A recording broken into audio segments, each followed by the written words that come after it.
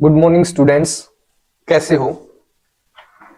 आज हम 10th class के एसएसटी शुरू करेंगे। देखो, जो अपना ये सिलेबस है ना, क्लास 10th लगाओ, पूरा का पूरा सिलेबस, चाहे गवर्नमेंट जॉब की तैयारी करनी है, कोई भी गवर्नमेंट जॉब हो, उसमें एसएसटी से रिलेटेड बहुत सारी चीजें पूछी जाती है। या फिर 12th के बाद किसी यूनिवर्सिटी में एडमिशन के लिए आप सभी को पता होना चाहिए, एक टेस्ट होता है CUET, common university entrance test. आपको पुलिस में लगना है, फौज में लगना है, टीचर बनना है, किसी भी डिपार्टमेंट में जाना है, तो उसके लिए जीएस बड़ी इंपॉर्टेंट होती है। इसलिए आप इसको सिर्फ 10th के हिसाब से नहीं, आप जीवन में कहीं भी जाओगे, यानी यहां तक कि प्रैक्टिकल लाइफ के अंदर भी एसएसटी में और दूसरे सब्जेक्टों में डिफरेंस क्या है। एसएसटी आपको आपके आसपास दिखाई देगी, ये आपके प्रतिदिन की दिनचर्या का हिस्सा है। आप फिजिक्स पढ़ के गए या फिर आप कोई साइंस का सब्जेक्ट पढ़ के गए, तो वो वहां पे आपको क्लास में मेहनत ज्यादा करनी है, वो आपको सोसाइटी में उस हिसाब से विजिबल नहीं है। इंपॉर्टेंस है नो डाउट उनकी भी, बट ये क्या है, आपके जीवन को सबसे ज्यादा प्रभावित करने वाली चीजें हैं। इसमें हमारे जो पढ़ाने का तरीका, उसमें मैंने एक चीज का विशेष ध्यान रखा है, और आने वाले समय में एक प्रॉपर बैच भी, जो यूपीएससी है ना, यूनियन पब्लिक सर्विस कमीशन, इसके लिए फाउंडेशन बैच भी, जिसमें 6th क्लास से लेकर 12th क्लास तक का सारा हिस्ट्री, ज्योग्राफी, पॉलिटी, इकोनॉमिक्स, सबको एक ऐसे सिस्टमेटिक ढंग से पढ़ाने की कोशिश करी जाएगी ताकि आपका यूपीएससी के लिए भी फाउंडेशन तैयार हो जाए। आज जो हम 10th क्लास उसकी इकोनॉमिक्स से शुरू करेंगे, कोशिश बाइलिंगुअल रहेगी। इकोनॉमिक्स का मतलब होता है अर्थव्यवस्था। अगर हम इसकी डेफिनेशन की ही बात करें, जो हमारे पास रिसोर्स हैं, कितने रिसोर्स हैं, कैसे उनका यूज करना है, उसको बोला जाता है अर्थव्यवस्था। हमारे पास कितने रिसोर्स हैं, जैसे घर पे भी अगर आप देखो, आपके घर की भी एक इकोनॉमी है, कितने पैसे कहां से आ रहे हैं, कितनी इनकम है और कितना एक्सपेंडिचर है, ये भी मैनेज करना। क्या क्या आपके पास एसेट्स हैं, उनका कैसे इस तरीके से प्रयोग करना कि भी उनका बेस्ट यूज हो जाए, वो सारा का सारा इस बुक में है। अब इकोनॉमिक्स शुरू करी है तो इसका चैप्टर फर्स्ट भी शुरू करना है। सबसे पहले उस चैप्टर फर्स्ट का नाम है डेवलपमेंट। सबको पता है इस बात का,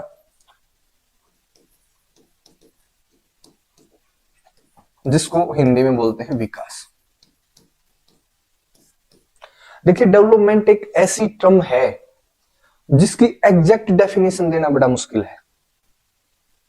आप समझ के देखो कैसे बताता हूं। जब हम डेवलपमेंट की बात करते हैं तो हमें ऐसा लगेगा कि गाड़ी, पैसे, बड़ी बड़ी बिल्डिंगे, अच्छे स्कूल, ये सारी चीजें आप इमेजिन करोगे। डेवलपमेंट वो है जिससे हमारा जीवन स्तर बेहतर होता है। डेवलपमेंट की क्रम में देखिए, दो वर्ड आते हैं, एक तो डेवलपमेंट, एक ग्रोथ। ग्रोथ का मतलब होता है मनी का बढ़ना। आपके पास मनी है, उसको जब वो इंक्रीज होता है वो होता है ग्रोथ। डेवलपमेंट है ओवरऑल बेटर लाइफ। जीवन के सारे पहलू जब अच्छे हो जाएं, उसको डेवलपमेंट माना जाता है। क्लियर है? ये केवल मनी से जुड़ा कॉन्सेप्ट नहीं है। डेवलपमेंट की अगर हम बात करें, इसमें बहुत सारे क्वेश्चंस हैं, मैनी क्वेश्चंस।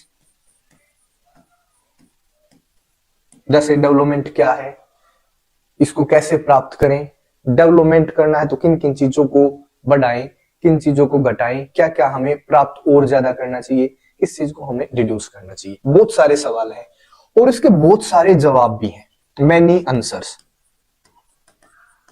जैसे क्या चाहिए, कौन डिसाइड करेगा?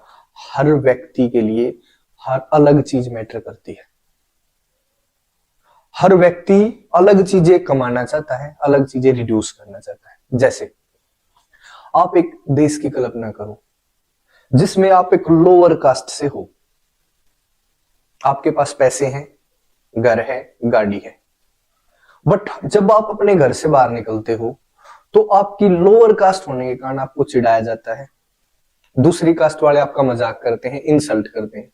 आप मंदिर में नहीं जा सकते, आप सामाजिक स्थलों पे नहीं जा सकते, आप पब्लिक पार्क में नहीं अच्छे से घूम सकते, तो क्या आप अपने को खुश मानोगे वहां? तो आपके लिए डेवलपमेंट क्या है? इक्वलिटी है। आपको कम से कम रिस्पेक्ट मिले और लोगों की तरह आपको समानता मिले। तो ये जो मैनी क्वेश्चंस है ना, इनके अलग अलग जवाब हैं। कैसे उसको प्राप्त करना है, इसके भी अलग तरीके हैं। कोई व्यक्ति कहेगा कि भाई इसको डेवलपमेंट को प्राप्त करने का तरीका ये है, एक वर्ग कहता है डेवलपमेंट को प्राप्त करने का ये तरीका है। तो बहुत सारे सवाल और बहुत सारे जवाब लेकर डेवलपमेंट अपने साथ आता है।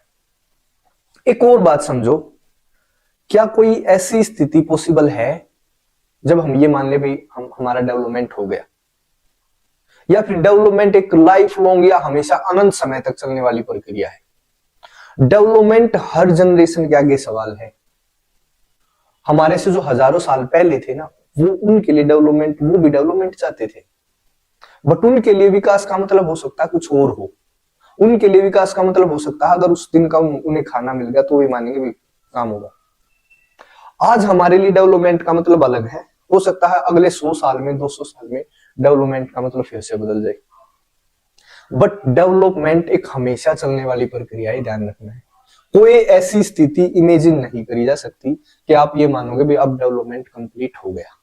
ठीक है, अब सबसे जो पहला कॉन्सेप्ट इसमें ध्यान रखना है डेवलपमेंट वाले चैप्टर में, विकास वाले में, कि डिफरेंट पीपल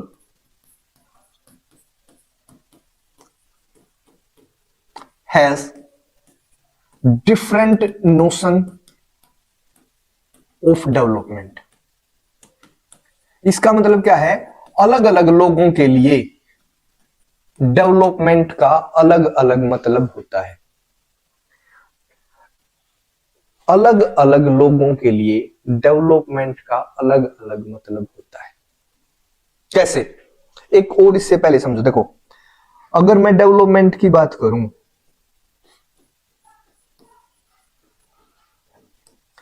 इसमें दो तरीके की चीजें हैं, इस पे आना है हमें, पर थोड़ा सा समझ ले। मैटीरियल थिंग्स,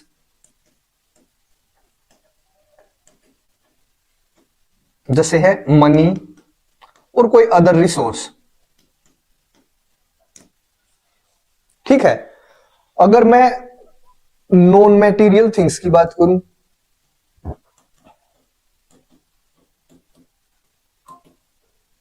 एग्जाम्पल है इक्वलिटी, है नहीं है? क्या ये चाहिए? नहीं है भाई। हेल्थ, क्या स्वास्थ्य नहीं चाहिए? जस्टिस, बहुत सारी चीजें, फ्रीडम, राइट्स, ये क्या चीजें हैं? And much more. ये सारी चीजें क्या है? डेवलपमेंट का एक हिस्सा है।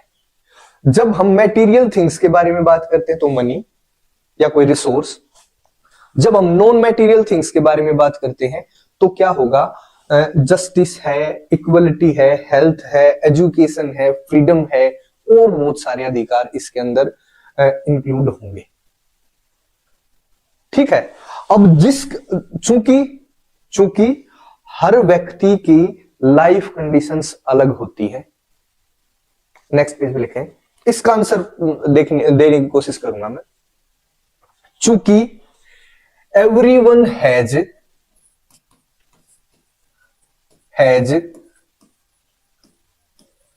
Different life situations,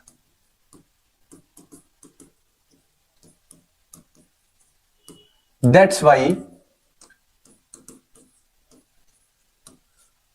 they have different notion of development।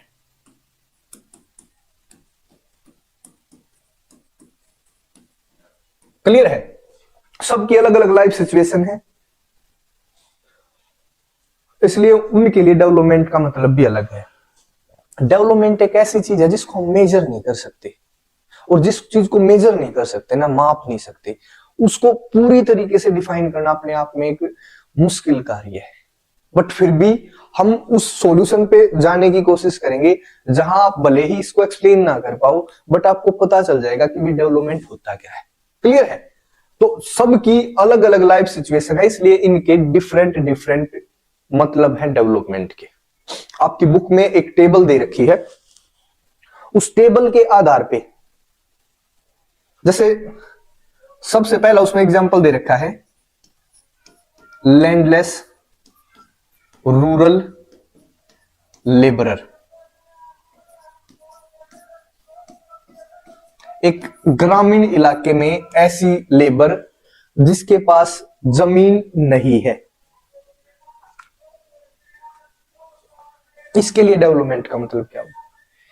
क्या ये सोचता होगा कि मेरे पास करोड़ों की गाड़ी हो? क्या ये सोचता होगा कि इसके पास एक बहुत बड़ा घर हो? क्या ये सोचता होगा कि भाई इसका बहुत बड़ा बिजनेस हो? नहीं। इसके लिए डेवलपमेंट का मतलब आप पूछोगे तो आप देखोगे कि ये बोलेगा कि भाई रेगुलर मेरे को वर्क मिल जाए।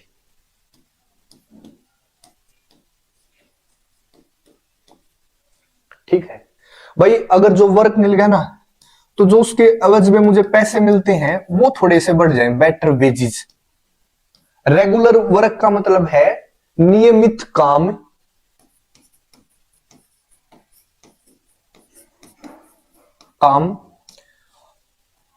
अच्छे दाम, ये है। और एक क्या सोचेगा कि भाई no social discrimination,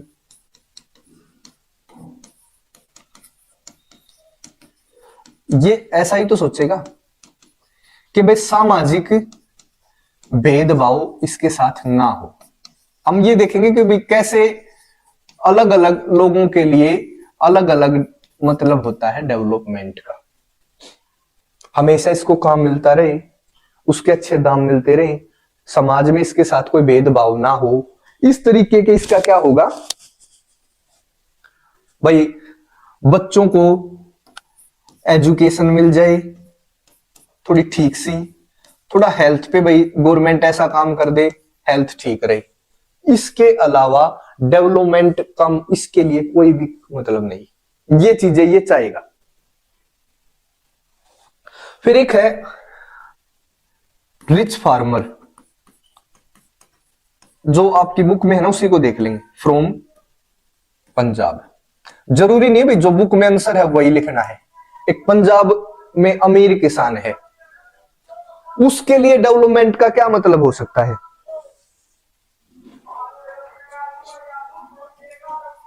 high income हो भाई, high rate for their crop, उनकी फसल के लिए ऊंचे दाम जिससे भाई अच्छी उनकी इनकम हो सके। देखिए चीप लेबर, यहां से कुछ और भी समझना है। सस्ती लेबर, ये चाहेगा नहीं सस्ती लेबर मुझे मिले, और ये लेबर वाला चाहेगा मैं सस्ता हो गया हूं कहीं पे। तो ये अलग अलग नहीं, कॉन्फ्लिक्टिंग भी है। इसके लिए जो डेवलपमेंट है ना रिच फार्मर के लिए, ये चाहता भी सस्ती लेबर मिले मुझे, पर जो लेबर वाला क्या चाहता है वो उसे ज्यादा पैसे मिले। अलग तो है ही, कॉन्फ्लिक्टिंग भी है, एक दूसरे से ये स्ट्रगलिंग डेवलपमेंट गोल भी है। अगर इसकी बात पूरी होती है तो इसकी बात नहीं होगी। क्लियर है ना? आपको ये देखना कि भी different people have different development goals and even conflicting. Conflict का मतलब है एक का विकास दूसरे का विकास नहीं है, दूसरे का नुकसान। जैसे एक और छोटा सा एग्जांपल, बहुत सारी जनजातियां हैं जो पहाड़ों में रहती हैं, माउंटेन्स पे, फॉरेस्ट में, और जैसे ही कोई बड़ी कंपनी उस फॉरेस्ट को काटने आएगी, क्योंकि उसको वहां पे अपनी कंपनी फैक्ट्री यूनिट सेटअप करनी है, तो जो वहां पे रहने वाली आदिवासी जातियां हैं, जनजातियां हैं, उनके लिए तो विनाश है, क्योंकि वो अपने लाइफ के लिए, अपने सर्वाइवल के लिए कहाँ किस पे डिपेंड है, फॉरेस्ट पे। और जो दूसरे जो बिजनेसमैन आए वो उसको काटने की कोशिश में है, वो अपने सर्वाइवल के लिए किस पे डिपेंड, उनका कटना हो जाए फॉरेस्ट को। अब फॉरेस्ट को काटना एक के लिए तो डेवलपमेंट है, दूसरे के लिए विनाश है, डिस्ट्रक्शन है। अलग अलग डेवलपमेंट गोल हो जाए ना तब भी कोई दिक्कत नहीं है। समस्या है कॉन्फ्लिक्टिंग, कि एक के लिए डेवलपमेंट, दूसरे के लिए डेवलपमेंट नहीं है, डिस्ट्रक्शन है। ये तो बात क्लियर है। अब हर जगह देखो, बहुत देश में है ना बहुत सारे नदी बचाओ आंदोलन, फॉरेस्ट बचाओ आंदोलन, और दूसरी तरफ आप एक नदी का एग्जांपल लो, आपके आसपास यमुना नदी, गंगा नदी, कोई भी नदी है, अगर उस नदी को के ऊपर बांध बनाई जाए, बांध बनाने का मतलब है आसपास के बहुत सारे गांवों को वहां से हटाना पड़ेगा, उस नदी का हो सकता है रास्ता भी बदलना पड़ जाए। तो जब आपके गांव से आपको बाहर निकालने की कोशिश होगी तो क्या वो आपके लिए डेवलपमेंट होगा? नहीं होगा। हर व्यक्ति के लिए डेवलपमेंट का अलग मतलब है, और कई बार ये डेवलपमेंट का विरोधी मतलब भी हो सकता है, जिसका मतलब है एक का डेवलपमेंट दूसरे का डेवलपमेंट नहीं है, या दूसरे का डिस्ट्रक्शन। ठीक है। अब ए रूरल वुमेन, सारे आप देख लेना, कुछ 5-7 उसमें एग्जांपल मैं करवा देता हूं। ए रूरल वुमेन, ग्रामीण महिला, इसके लिए डेवलपमेंट का मतलब क्या होगा? गांव की महिला के बारे में सोचो। क्या कभी अपनी, तुम्हारी तो मम्मी खैर आज की मॉडर्न हो सकती है, बट अपनी दादी की का एग्जांपल लेके देखो, क्या उसने कभी ऐसा सोचा है कि वो आदमी जैसे जितने पावरफुल हो, उस जितने उसके पास राइट हो? नहीं सोचा। उसने क्या सोचा है? घर में रिस्पेक्ट मिल जाए। एक तो रिस्पेक्ट, ज्यादा राइट नहीं, सिंपल से राइट कि वे अपनी बात रख ले, जो आज की लड़की है। और एक देखो, एक मॉडर्न गर्ल, दोनों में भी देखोगे आप डिफरेंस है। ये चाहती है इक्वलिटी एंड रिस्पेक्ट। जो पहले की औरतें थी, जो ग्रामीण इलाके की, या आज भी जो पिछड़े इलाके हैं वहां के, उनको इक्वलिटी नहीं चाहिए। वो नहीं कहती कि मुझे भी आदमी के बराबर करो, वो चाहती है रिस्पेक्ट तो मिले कम से कम, उसको कुछ तो अधिकार हो घर में अपनी बात रखने का। बट आज की जो मॉडर्न लड़की है क्या चाहती है? इक्वलिटी भी, रिस्पेक्ट भी। ये भी चाहती है कि भाई मैं स्टडी इन अब्रोड, या स्टडी अब्रोड, विदेश में पढ़ूं। ये भी चाहती है कि भाई लड़कों के वाले काम मैं भी करूं। क्लियर है?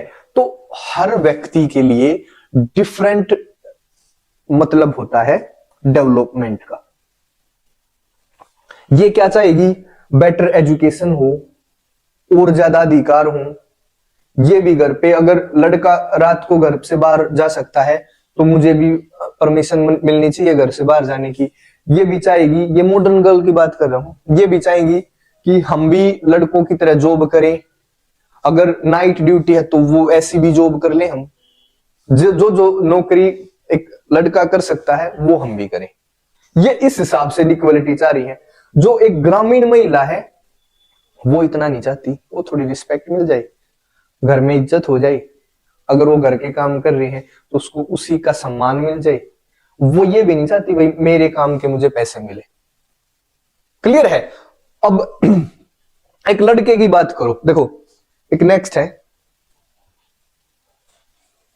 अगर हम बात करें एक बॉय, बॉय का मतलब है बेरोजगार बॉय, उसके लिए डेवलपमेंट का क्या मतलब है?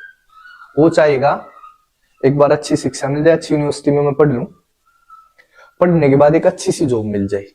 ठीक है? इसको ये क्या चाहेगा भाई? एजुकेशन, फिर उसके बाद जॉब, ज्यादा कुछ नहीं। अगर एक जॉब वाला है जो पहले ही जॉब होल्डर है कोई, वो क्या कहेगा? मोर सैलरी, बताओ, प्रमोशन, ये इस तरीके की चीजें चाहेगा। चाहेगा कि नहीं चाहेगा? ये एग्जाम्पल देखिए, क्वेश्चन क्या आता है? एग्जाम्पलीफाई या give example to prove different peoples can have different development goals. वो दो एग्जाम्पल देके, कुछ एग्जाम्पल देके इसको प्रूव करो कि अलग अलग व्यक्तियों के अलग अलग डेवलपमेंट गोल होते हैं। या फिर एग्जाम्पल देके इसको प्रूव करो कि कुछ वर्गों के डेवलपमेंट गोल आपस में विरोधी भी होते हैं। विरोधी का मतलब एक के लिए विकास, दूसरे के लिए डिस्ट्रक्शन का काम करता है। तो हमने सारे एग्जाम्पल कर लिए। अगर अब देखो पॉलिटिशियन है, पॉलिटिशियन का डेवलपमेंट गोल क्या है कि भाई एमएलए बन जाऊं। कोई नॉर्मल पॉलिटिशियन, एमएलए की टिकट मिल जाए पहला तो, फिर अगर टिकट मिल गई तो मैं बन जाऊं, फिर एमएलए बन गया तो फिर मैं एमपी बन जाऊं या कोई मिनिस्टर बन जाऊं, मिनिस्टर बन गया तो मैं सीएम बन जाऊं, सेंटर में मिनिस्टर बन गया तो मैं पीएम बन जाऊं, पीएम बन गया तो अगली बार भी पीएम बन जाऊं। ठीक है, हमारे जैसे लोगों के थोड़ा ही डेवलपमेंट गोल्स, अलग अलग लोगों के डेवलपमेंट गोल अलग अलग होते हैं, और अलग अलग ही नहीं, वो कई बार कॉन्फ्लिक्टिंग भी हो सकते हैं। ठीक है, ध्यान रह जाएंगी ये सारी बातें, सिंपल ही है। हमने देखो जो ये टेबल करी है, कुछ चीजें कॉमन निकल के आई कि कुछ चीजें तो ऐसी हैं जो सबको चाहिए, जैसे मोर इनकम चाहिए है कि नहीं चाहिए भाई। अगर आपके पास पैसे हैं, चाहे वो पॉलिटिशियन है, चाहे वो मजदूर है, चाहे किसान है, कोई भी है, एक गोल तो ये फिक्स है कि भी उसे ज्यादा इनकम चाहिए है। पर अगर कोई ये बोले, जैसे आप बोल दो कि सर मेरे लिए तो डेवलपमेंट का मतलब है केवल और केवल इनकम। अगर कोई ये बोले कि भाई income is not only indicator for the development, इसको प्रूव करो। क्वेश्चन है जैसे prove that income is not only indicator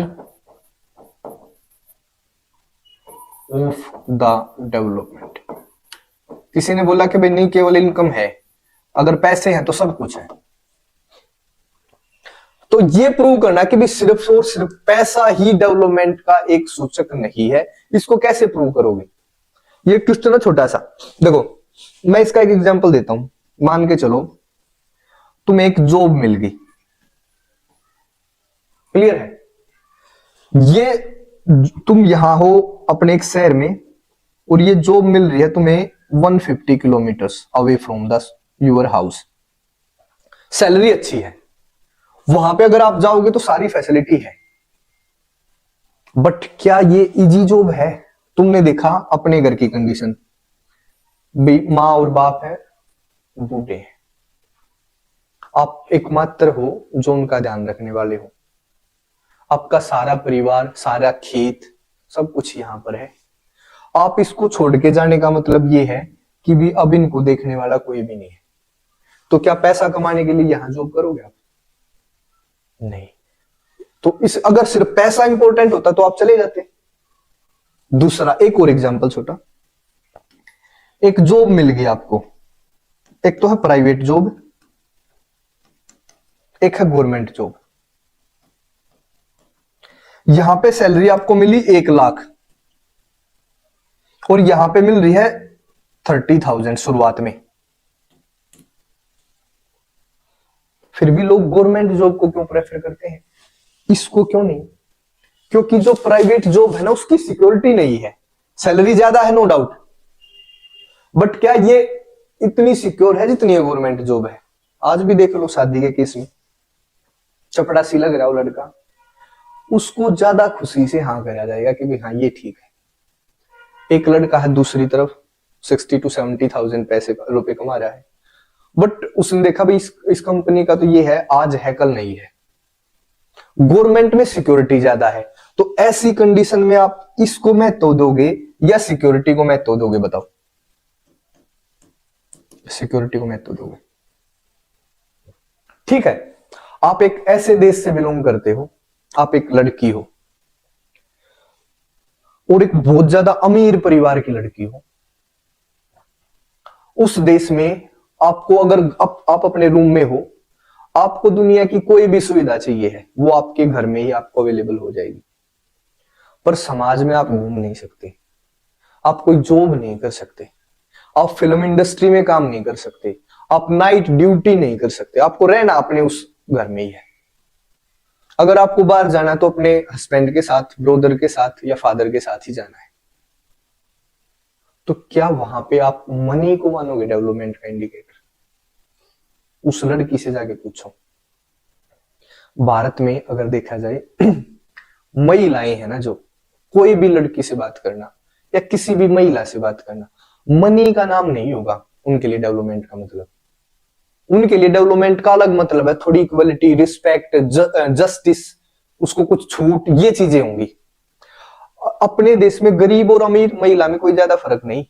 गरीब महिला का मतलब है जेल लोहे की, और अमीर महिला का मतलब है जेल सोने की। जेल तो जेल है, चाहे लोहे की है चाहे सोने की है। हमारे यहाँ किसी भी परिवार में, चाहे वो गरीब हो चाहे अमीर, महिलाओं की कंडीशन में ज्यादा फर्क नहीं होता। तो इस आधार पे हम ये कह सकते हैं कि भाई केवल और केवल इनकम या मनी डेवलपमेंट का एकमात्र इंडिकेटर नहीं हो सकता। ठीक है, इसलिए क्या है, एक और छोटा सा, people look for the mix of goals. Development के लिए ये एक चीज पे आश्रित नहीं है भाई, मिक्स ऑफ गोल्स, बहुत सारे गोल हैं इनके, जिसमें मटेरियल भी है, नॉन मटेरियल भी। मनी इनकम है no doubt, respect, equality, justice, health, education, everything is important for them, और जो combination of these all goals is development for them. हाँ, पर अलग अलग आदमी की अलग अलग लाइफ कंडीशन है। कई बार ये हो सकता है, जैसे आप अकेले हो, सिंगल का मतलब वो सिंगल नहीं, अकेले हो, कोई प्रॉपर्टी नहीं, कोई आपके ऊपर परिवार का आश्रित नहीं हो, परिवार भी नहीं है आपका, ये मान के चलो, और आपको भूख लगी है। अगर कुछ काम नहीं करोगे तो भूख, आपके पास खाने के भी आपके पास पैसे नहीं है, तो उस समय आपके लिए डेवलपमेंट का मतलब केवल और केवल मनी हो सकता है। ठीक है, अगर आप एक ऐसी बीमारी से पीड़ित हो जिसके इलाज के लिए अच्छी हेल्थ फैसिलिटी चाहिए उस देश में, और वो देश काफी गरीब है, वहां पे नहीं है, तो उस समय आपके लिए डेवलपमेंट का मतलब क्या है? केवल मनी नहीं भाई, केवल हेल्थ। अगर आप बीमार हो ना, तो खुद को स्वस्थ रखना भी सबसे बड़ा चैलेंज होता है। अगर आप बीमार हो तो आप कुछ नहीं सोचते, फिर आप अगर ठीक से बीमार पड़े हो तो कभी उस समय देखना, ये आप ये नहीं सोच रहे मैं 10वीं में टॉप कर जाऊं या मैं ये बनूं वो बनूं। सबसे पहले आप क्या सोचोगे? एक बार ठीक हो जाऊं। तो इसको क्या चाहिएगी? हेल्थ। थर्ड देखो, एक बहुत अमीर बाप है, उसके बच्चे, उसको मनी भी नहीं चाहिए भाई, हेल्थ की भी पूरी फैसिलिटी है, और वो स्कूलों में घूम रहा है। उसने कई स्कूलों में अपने बच्चों का एडमिशन करवाया, और बच्चे इंटेलिजेंट नहीं बन पा रहे, वो एजुकेटेड नहीं हो पा रहे। वो हर जगह जाता, जी पैसे कितने भी ले लो, बच्चे में संस्कार और एजुकेशन डेवलप करो। उसके लिए डेवलपमेंट का मतलब हो सकता है एजुकेशन। क्लियर है? कई बार क्या होता है, लाइफ कंडीशन के आधार पे हम एक इंडिकेटर को ज्यादा महत्व दे सकते हैं, कोई मनी को, कोई एजुकेशन को, कोई हेल्थ को, कोई रिस्पेक्ट को, कोई इक्वलिटी को, कोई जस्टिस को। कोई डिस्क्रिमिनेशन को खत्म करने की बात करेगा, कोई कास्ट सिस्टम को खत्म करने की बात करेगा, बट उसके बावजूद भी जो डेवलपमेंट है ये मिक्स ऑफ गोल्स है भाई। इसमें सिर्फ और सिर्फ एक इंडिकेटर डेवलपमेंट को डिफाइन नहीं कर सकता, बहुत सारे इंडिकेटर हैं, पर लाइफ सिचुएशन अलग अलग होने के कारण कोई एक इंडिकेटर किसी एक व्यक्ति के लिए ज्यादा इंपॉर्टेंट हो सकता है। क्लियर? ये बेसिक सी चीजें थी, हमने इस चैप्टर को बेसिक से, इसका जो बेसिक है ना डेवलपमेंट का, वो समझने की कोशिश करी है। इसके बाद तो सिंपल ही है, फिर कल नेशनल डेवलपमेंट करेंगे और आगे की जो भी प्रोसेस है उसको शुरू करना है। चैप्टर का ये बेस था। कहीं भी अगर डाउट रहा है वो कमेंट सेक्शन में बताना। अगर फिर भी डाउट है तो एक बार वीडियो को वहीं से और देख लेना। देखो मैं अश्योर करता हूं आपको, अगर आपने अच्छे से सुना है, अच्छे से देखा है, तो फिर जरूरत नहीं पड़ेगी। जो साथ में लिखता हूं उसके नोट्स बना लेना, जो बोलता हूं धीरे धीरे, कई बार क्या है हर चीज ब्लैक बोर्ड पे नहीं लिखी जा सकती, तो आप वहां पे वीडियो को रोकें, उस चीज को अपनी कॉपी में नोट डाउन कर लें, ठीक है। बाकी इस पूरे चैप्टर के जो नोट्स हैं उनकी पीडीएफ में अवेलेबल करवा दूंगा। तो नेक्स्ट क्लास के लिए तैयार रहे, ठीक है, कल इसी time. Thank you, bye. Hello, good morning, कैसे हो? वॉइस क्लियर है भाई? चलो, हम डेवलपमेंट वाला चैप्टर कर रहे थे। डेवलपमेंट वाले चैप्टर में हमने एक बात देखी थी कि डेवलपमेंट होता क्या है। प्रॉपर डेफिनेशन ना पता लगने के बावजूद भी हमने डेवलपमेंट के कई एस्पेक्ट्स के बारे में बात करी। लास्ट में हमने बात करी थी कि भाई different people can have different definition of development. अलग अलग लोगों के लिए डेवलपमेंट का मतलब अलग अलग हो सकता है, साथ में ये कई बार कॉन्फ्लिक्टिंग भी हो सकता है। जो आपके लिए डेवलपमेंट है वो मेरे लिए डिस्ट्रक्शन हो सकता है, ठीक है। आज का जो टॉपिक है उससे आगे टॉपिक है भाई नेशनल डेवलपमेंट, राष्ट्रीय विकास। राष्ट्रीय विकास। अब एक चीज समझो कि जब हम डेवलपमेंट को लेकर एक मत नहीं है तो राष्ट्र का विकास कैसे होगा, इसको लेकर एक मत कैसे हो सकते हैं। सभी के लिए डेवलपमेंट का जब अलग अलग मतलब है तो उनके लिए नेशनल डेवलपमेंट का भी अलग अलग मतलब है। समझ के देखिए, आपके लिए नेशनल डेवलपमेंट का मतलब हो सकता है कि भी आपके देश की जो अर्थव्यवस्था है, उसकी जो जीडीपी है, वो एक रेगुलर स्पीड से बढ़ती रहे। किसी दूसरे के लिए नेशनल डेवलपमेंट का मतलब हो सकता है कि भी वहां पर सबको इक्वलिटी मिले। आप ऐसे वर्ग से, पिछड़े वर्गों से बिलोंग करते हो और आप चाहते हो कि भी हमें बराबर रिस्पेक्ट मिले, बराबर अपॉर्चुनिटीज मिले लाइफ में आगे बढ़ने की। ये अलग अलग लोगों के लिए, कुछ जो फॉरेस्ट पे डिपेंड व्यक्ति हैं वो क्या सोचेंगे कि भी फॉरेस्ट ऐसे ही बने रहे, तब उस देश को डेवलप मानेंगे। इसी प्रकार राष्ट्रीय डेवलपमेंट की, अगर राष्ट्रीय विकास की बात करें, इसका भी मतलब लोगों के लिए अलग अलग है। चूंकि हम हर चीज को वैल्यू नहीं दे सकते, हर व्यक्ति की डिमांड नहीं मानी जा सकती, हर व्यक्ति जैसा चाहता वैसा देश नहीं हो सकता। तो हम क्या करते हैं, जो सबसे इंपॉर्टेंट फैक्टर होते हैं, जिसके ऊपर सब सहमत होते हैं, उसको राष्ट्रीय के विकास में हम मापते हैं। और इसका हमने एक फॉर्मूला निकाला है कि भी maximum happiness for the maximum people for the maximum time. Maximum happiness for the maximum people for the maximum time. For the maximum time. क्या ये ठीक है भाई? हम सब के अनुसार विकास नहीं कर सकते। जैसा प्रत्येक व्यक्ति जो सोचता है उसके अनुसार हम सारे काम नहीं कर सकते। तो इसको सॉर्ट आउट करने के लिए हमने एक फॉर्मूला निकाला कि भी ज्यादातर लोगों की खुशी हो, मैक्सिमम खुशी हो और साथ में मैक्सिमम समय के लिए हो। अगर हम ऐसा काम कर पाते हैं तो वो राष्ट्रीय डेवलपमेंट माना जाएगा, ठीक है। अब कंपेयर करने हैं, कंपेयर द कंट्रीज।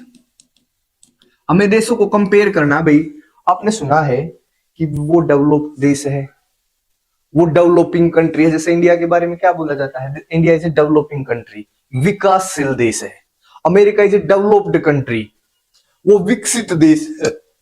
और अफ्रीका के बहुत सारे देश ऐसे हैं जिसमें वो अल्प विकसित है या अंडर डेवलपमेंट है, ठीक है। तो हम उनको कंपेयर किस आधार पे करते हैं जब डेवलपमेंट की प्रॉपर डेफिनेशन हमारे पास नहीं है। अब देखिए, आप अपनी क्लास का एग्जांपल लें, क्लास है, इसको कंपेयर करना है क्लास में बच्चों को। अगर कंपैरिजन करना भी, सबसे इंटेलिजेंट बच्चे ढूंढो भाई इंटेलिजेंस के आधार पर, इंटेलिजेंस। तो आप क्या क्राइटेरिया लेकर आओगे कि भाई जिसके मार्क्स ज्यादा हैं, जो क्लास में परफॉर्मेंस अच्छा करते हैं, वही तो होगा ना इसमें। ठीक है, अगर मैं कहूं भाई स्पोर्ट्स के आधार पर कंपेयर करो, तो आप क्या कंपेयर करोगे? जो बच्चे इंटेलिजेंट है वो स्पोर्ट्स में भी इंटेलिजेंट होंगे? नहीं होंगे। जिनका फिजिकल जो बॉडी है वो अच्छी है, जो खेल में अच्छे हैं, जो किसी भी अन्य स्पोर्ट्स में ठीक है, फिर उसके आधार पर उन बच्चों का कंपेयर करा जाएगा। अगर आपको कंपेयर करना है भाई डांस के हिसाब से, भाई ये देखना है डांसर एक टीम निकालनी है क्लास से, तो क्या आप उन बच्चों को निकालोगे जो इंटेलिजेंट ज्यादा है? नहीं। क्या आप उन बच्चों को निकालोगे जो स्पोर्ट्स में ज्यादा इंटरेस्ट लेते हैं? नहीं। डांस के अलग क्राइटेरिया है। जब भी हमें किस बच्चों को कंपेयर करना होता है, तो जिस हिसाब से कंपेयर करना है, अलग अलग कंपैरिजन के लिए डिफरेंट डिफरेंट इंडिकेटर्स होंगे, डिफरेंट डिफरेंट इंडिकेटर्स, कि भाई आप इंटेलिजेंस लेवल को कंपेयर कर रहे हो, या उनके स्पोर्ट्स में कैसी एक्टिविटी है, स्पोर्ट्स में वो कैसे हैं, इसको कंपेयर कर रहे हो, या फिर डांस में कैसे हैं, इसको कंपेयर कर रहे हो। ये बात क्लियर है? जो कंपैरिजन करना है, हर कंपैरिजन के अलग इंडिकेटर होंगे। क्लियर है भाई? अब डेवलपमेंट के आधार पर देशों को कंपेयर करना है, तो हमने क्या कर रखा है, जो इसके लिए सबसे जो इंपॉर्टेंट है ना इंडिकेटर है, जो इनकम ले रखा है, इनकम ऑफ डिफरेंट कंट्रीज। हम क्या करते हैं, अगर देशों को कंपेयर करना है तो उनकी इनकम को कंपेयर करेंगे। इनकम क्या होती है? जो टोटल जो धन कमाया जाता है वहां के नागरिकों के द्वारा, किसी देश में जितने भी लोग रहते हैं, ठीक है, total income of all the residents, जितने भी वहां व्यक्ति रहते हैं, ये क्या होगी? Total income of the country. अगर हम किसी देश को दूसरे देश के साथ कंपेयर करेंगे तो हम क्या करते हैं? उन देशों की इनकम को कंपेयर करते हैं। क्या ये ठीक है इंडिकेटर? क्या इनकम के आधार पर हम देशों को कंपेयर कर सकते हैं? एक बार समझिए, मान लिया एक देश है जिसमें है 100 आदमी, और एक देश है जिसमें है 5। अब इन 100 के पास 111 इतनी ऐसे संपत्ति है, तो टोटल इस देश की इनकम कितनी हो जाएगी? 100। क्लियर है? अब यहां है 5, अगर इनकी, अगर मैं कहूं इसकी भी 10 है, इसकी भी 10 है, इसकी भी 10 है, इसकी भी 10 है, और लास्ट वाले की भी 10, इनकी टोटल इनकम कौन सी होगी? 50। तो इस अगर इनकम को बेस बनाए तो इस वाले की इनकम ज्यादा है कि नहीं? तो इसका मतलब ये ज्यादा डेवलप्ड देश होगा। तो टोटल इनकम को हम इसका इंडिकेटर पूरी तरीके से नहीं मानते, फिर हम क्या करेंगे? एवरेज इनकम को मानेंगे भाई। एवरेज इनकम, एवरेज इनकम का मतलब है एक व्यक्ति एवरेज कितना कमाता है। इसको हम पर कैपिटा इनकम भी बोल सकते हैं। पर कैपिटा इनकम मतलब प्रति व्यक्ति आय, और औसत आय। ठीक है, ये किसके बराबर होगी? Total income of the country. भाई ये फार्मूला ना बहुत बार पूछा गया है एग्जाम में। Divide by total population. Clear है? अब इससे क्या होगा? एक व्यक्ति की एवरेज आय निकल जाएगी। जैसे किसी देश के सारे नागरिक 500 रुपए कमाते हैं और उस देश की जनसंख्या है 50, तो इसका मतलब क्या होगा? टोटल इनकम को अगर पॉपुलेशन से डिवाइड करोगे तो आंसर आ गया 10। तो इसका मतलब क्या है? एक व्यक्ति कितने कमाता होगा? एवरेज 10। 50 आदमी है, 10-10 के हिसाब से 500 हो गए। ठीक है, यहां पे अब देखो, इसमें एवरेज इनकम देखो 100, ये तो टोटल इनकम होगी, डिवाइड बाई 100, क्योंकि 100 ही पॉपुलेशन थी, इसमें एवरेज इनकम आई है 1।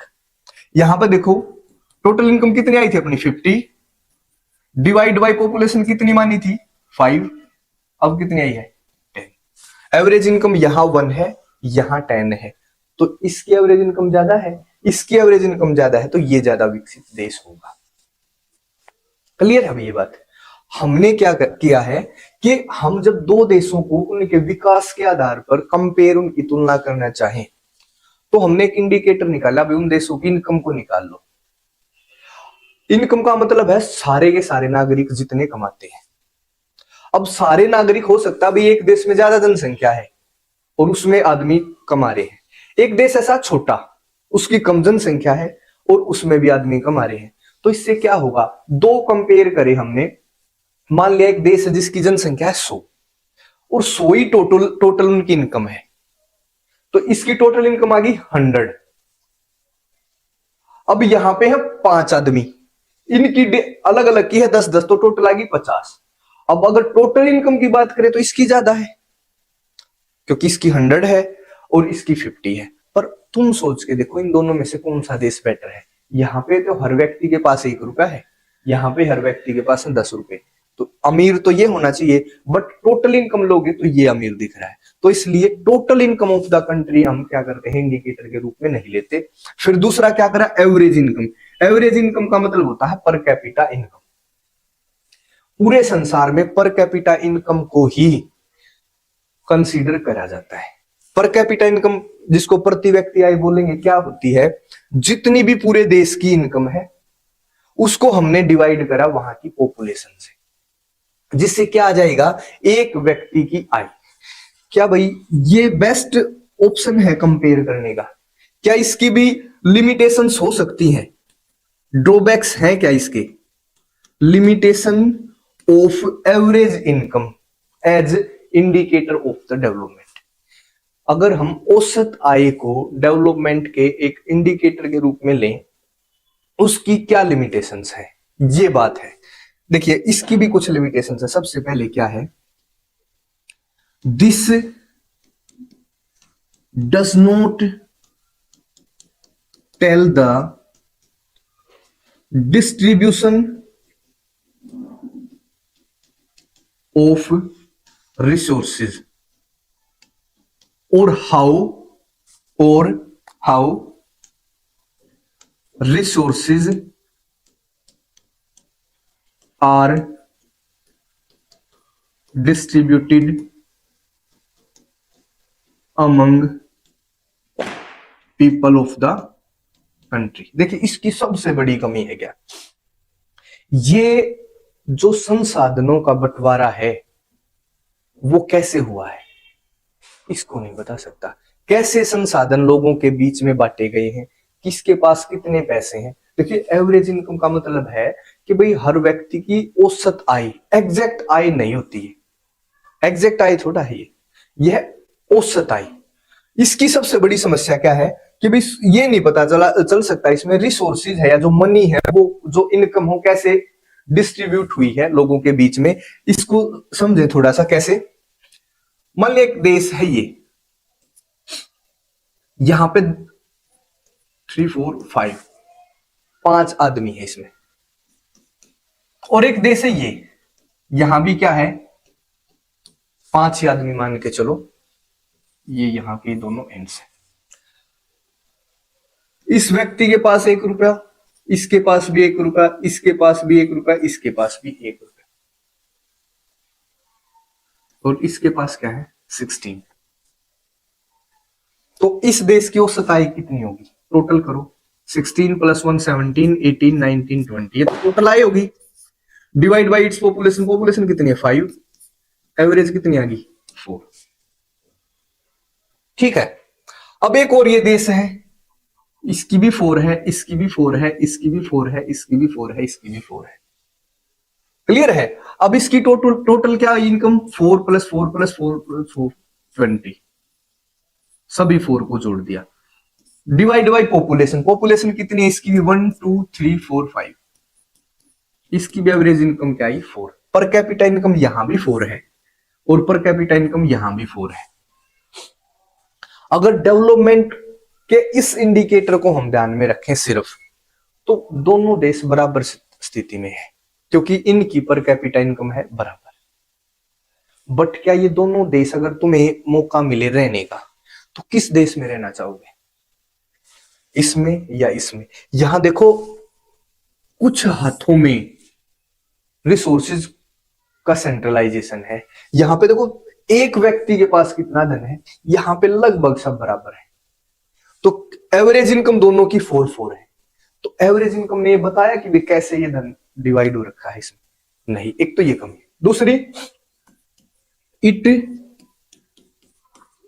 डस नॉट टेल या डिफाइन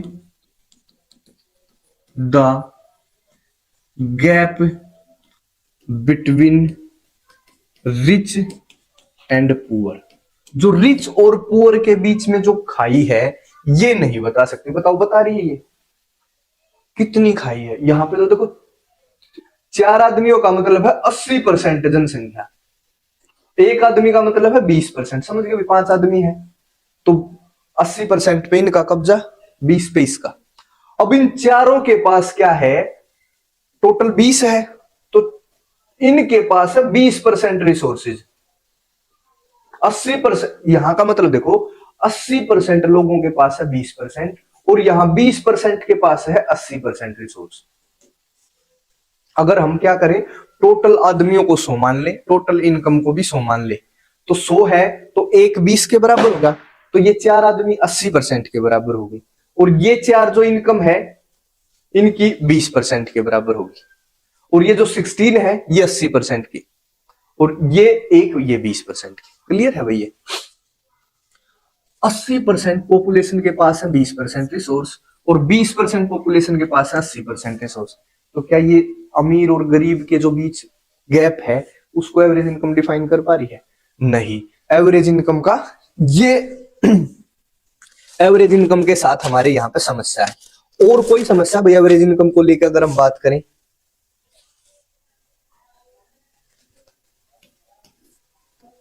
इसी चीज को लेकर, it hides economic inequalities in the country. देश में जो आर्थिक असमानता है ये उसको डिफाइन नहीं कर पा रही। अपने देश में क्या समस्या है? प्रति व्यक्ति आय ठीक है। हमने एक, आपने बिल्कुल लाइन सुनी होगी, India is not a poor country but Indians are poor. How can you say so? इसका क्या मतलब है? इंडिया एक गरीब देश नहीं है। इंडिया के पास अगर टोटल देखोगे ना तो बहुत पैसा है, but Indians are poor. But वो जो पैसा है वो बहुत थोड़े लोगों के पास है। ज्यादातर इंडियंस क्या है, वो गरीब है। क्लियर है? ये इसी चीज को शो कर रही है कि भाई इंडिया एक गरीब देश नहीं है, इंडिया में रहने वाले लोग गरीब हैं। इसका मतलब ऐसा कुछ है कि भाई कुछ लोगों के पास ज्यादा संपत्ति है और कुछ बहुत बड़ी जनसंख्या के पास कम संपत्ति है। क्लियर है ये बात? ठीक है। ये इसकी अगर एक दो, कई बार क्या होता है, हमसे पूछा जाता भाई एक नॉर्मली इंडिकेटर बताओ डेवलपमेंट का, एवरेज इनकम है। अगर एवरेज इनकम को हम डेवलपमेंट के एक इंडिकेटर के रूप में यूज करें तो इससे क्या समस्या है? इससे ये समस्या है, जो आर्थिक असमानता मौजूद है उस देश में उसका नहीं पता चलता, किसके पास कितना धन है उसका नहीं पता चलता, कैसे धन का बंटवारा हो रहा है इसका नहीं पता चलता, अमीर गरीब के बीच में जो गैप है उसका नहीं पता चलता। ठीक है, ये इसकी कुछ कमियां हैं। अब वर्ल्ड डेवलपमेंट रिपोर्ट्स के अनुसार 2017 में वर्ल्ड डेवलपमेंट रिपोर्ट्स ये आई, वर्ल्ड डेवलपमेंट रिपोर्ट्स, इनके अनुसार ये किसने कौन जारी करता है इसको? World bank. अगर कोई भी देश जिसकी एवरेज इनकम यूएस डॉलर इतने या इतने से ज्यादा है, अगर किसी भी देश की average income, per capita income जिसको बोल सकते हैं, अगर यूएस डॉलर 12,056 पर एनम एक साल में, भाई अगर किसी देश की प्रति व्यक्ति आय एक साल में $12,056 या इससे ज्यादा है तो उसको हम अमीर देश मानेंगे। और साथ में अगर किसी देश की एवरेज इनकम $955, $955, $955 या इससे लेस है और लेस, तो इसको हम क्या मानेंगे, पुअर कंट्री और मोर। अगर $12,056 या उससे ज्यादा है एक साल की एक आदमी की आय तो अमीर है। अगर $955 या इससे कम है तो उस देश को क्या माना जाएगा, गरीब देश। क्लियर है, सिंपल सी बात है ना। अब कुछ और क्राइटेरिया की बात करेंगे, वो जो दूसरे क्राइटेरिया है उनको नेक्स्ट क्लास में करेंगे। यहाँ पे आज क्या हमने पढ़ा है इसको एक बार रिवाइज कर लेते हैं, थोड़ा थोड़ा सिलेबस करेंगे। इससे क्या होगा, आप उसको इजीली रिवाइज भी कर लोगे, जब करना होगा उसके इजीली नोट्स भी बना सकते हो। मैं नहीं चाहता कि बड़ी क्लासेस से आप है ना सिर्फ एसएसटी में ही लगे रहो, दूसरे सब्जेक्ट भी आपको करने होते हैं। तो इसलिए फिर ये डिसाइड करेगा कि भी थोड़ा थोड़ा, बस हमारे पास ये पूरा साल है, धीरे धीरे हम सिलेबस को करेंगे और साथ में उसको रिवाइज करते चलेंगे। हमने आज पढ़ा है नेशनल डेवलपमेंट के बारे में। सबसे पहले पढ़ा नेशनल डेवलपमेंट होता क्या है, एक राष्ट्र का विकास। अब राष्ट्र का विकास, जैसे लोगों के लिए विकास का अलग अलग मतलब है, इंडिविजुअल अगर वो विकास की बात करें तो उनके लिए राष्ट्रीय विकास का भी अलग अलग मतलब है। और हम सब के ओपिनियन को वैल्यू नहीं दे सकते क्योंकि हर व्यक्ति का अलग ओपिनियन है। तो हमने क्या कोशिश करी, कुछ ऐसे इंडिकेटर निकालने जिससे मैक्सिमम हैप्पीनेस मिले मैक्सिमम लोगों को मैक्सिमम समय के लिए। ऐसा कुछ फॉर्मूला निकालने की कोशिश करी। फिर how we compare countries on the basis of development, कैसे हम लोगों का को विकास के आधार पर क्या उनके विकास को कैसे कंपेयर कर सकते हैं। भाई इसके लिए हमने क्लास का एग्जांपल लिया। अगर क्लास में हमें इंटेलिजेंस लेवल के आधार पर बच्चों को कंपेयर करना है तो हम देखेंगे भी किसके कितने मार्क्स हैं, उसकी स्टडी में कैसी परफॉर्मेंस है, किस सब्जेक्ट में वो कितना ज्यादा अच्छा है, अच्छी परफॉर्म करता है। अगर हमें क्लास में बच्चों को कंपेयर करना है कि कौन एथलेटिक्स है, कौन स्पोर्ट्स में जा सकता है, इस आधार पे तो हम क्या देखेंगे, उसका स्पोर्ट्स के प्रति एटीट्यूड देखेंगे, उसका स्पोर्ट्स के प्रति एप्टीट्यूड देखेंगे। क्लियर है। अगर हमें देखना कि बच्चे क्लास में डांसर कैसे हैं या भाई गाने वाले कितने हैं, उस आधार पे कंपेयर करना है तो हमें कुछ अलग इंडिकेटर के हिसाब से उसको देखते हैं। तो हम देशों को कंपेयर करने के लिए हम इनकम को इंडिकेटर मानते हैं। बट इनकम को इंडिकेटर मानने के क्रम में हमें एक बात पता चली कि कोई छोटा देश ज्यादा विकसित हो सकता है कम इनकम के साथ भी, एक बड़ा देश है उसके हर आदमी की थोड़ी थोड़ी इनकम है पर टोटल होके वो ज्यादा इनकम दिख रही है। तो इससे हम देशों को एग्जैक्टली कंपेयर नहीं कर पाते। इस चीज को छोड़ के फिर हमने एवरेज इनकम को लिया। एवरेज इनकम का मतलब है total income of the country divide by population of the country. ये फार्मूला कई बार पूछा गया है। उससे क्या पता चलेगा, एक देश में एक व्यक्ति कितना कमाता है, ये एक अच्छा इंडिकेटर माना जाता है। बट अपने आप में ये भी परफेक्ट नहीं है क्योंकि इसकी भी कुछ कमियां हैं। सबसे पहली कमी क्या है, ये समाज में या देश में व्याप्त जो आर्थिक असमानता, इकोनॉमिक इनइक्वालिटी है उसको अच्छे से नहीं बता सकता। अमीर और गरीब के बीच के गैप को डिफाइन नहीं कर सकता। तीसरा ये नहीं बता सकता भाई जो अपने देश के रिसोर्सेज हैं वो कैसे लोगों में डिस्ट्रीब्यूटेड है और किसके पास कितने रिसोर्स हैं। ठीक है।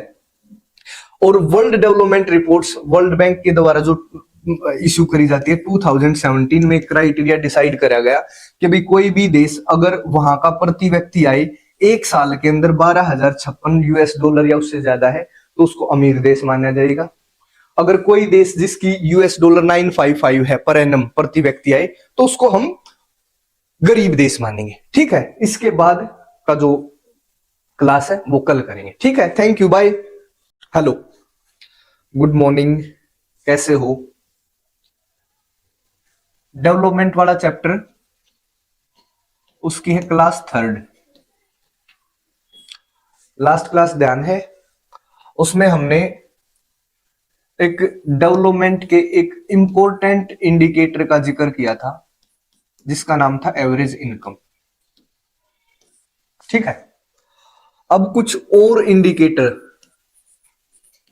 अदर इंडिकेटर्स के बारे में देखेंगे। क्या कोई और भी इंडिकेटर हो सकता है? एक तुम्हारी बुक में एक टेबल दे रखी है, उसी के आधार पे हरियाणा, केरला और बिहार, उसी का डाटा यूज करेंगे।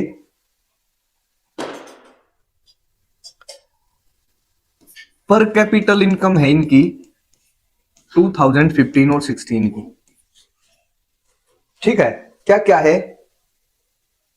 162034, हो सकता अलग अलग बुक में अलग हो, बट जिसमें 2015-16 की है उसकी हम बात करेंगे। इसकी है 14904 या ये 190 है, बुक में से इसको देख लो।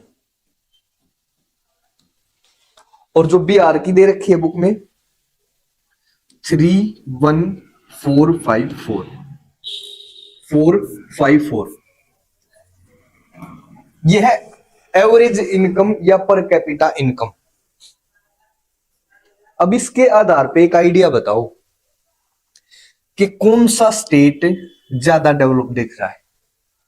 अगर हम सिर्फ एवरेज इनकम को एक इंडिकेटर के रूप में देखें तो क्या आपको ऐसा नहीं लगता भी हरियाणा सबसे ज्यादा डेवलप होना चाहिए?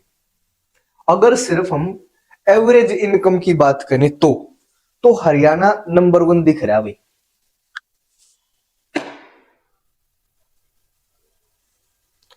अगर अब देखेंगे कुछ अदर्स इंडिकेटर्स की, उसको और ध्यान रखना है। उसके बाद आपको यह आइडिया हो जाएगा कि भी सिर्फ और सिर्फ एवरेज इनकम लेने से काम नहीं चलता।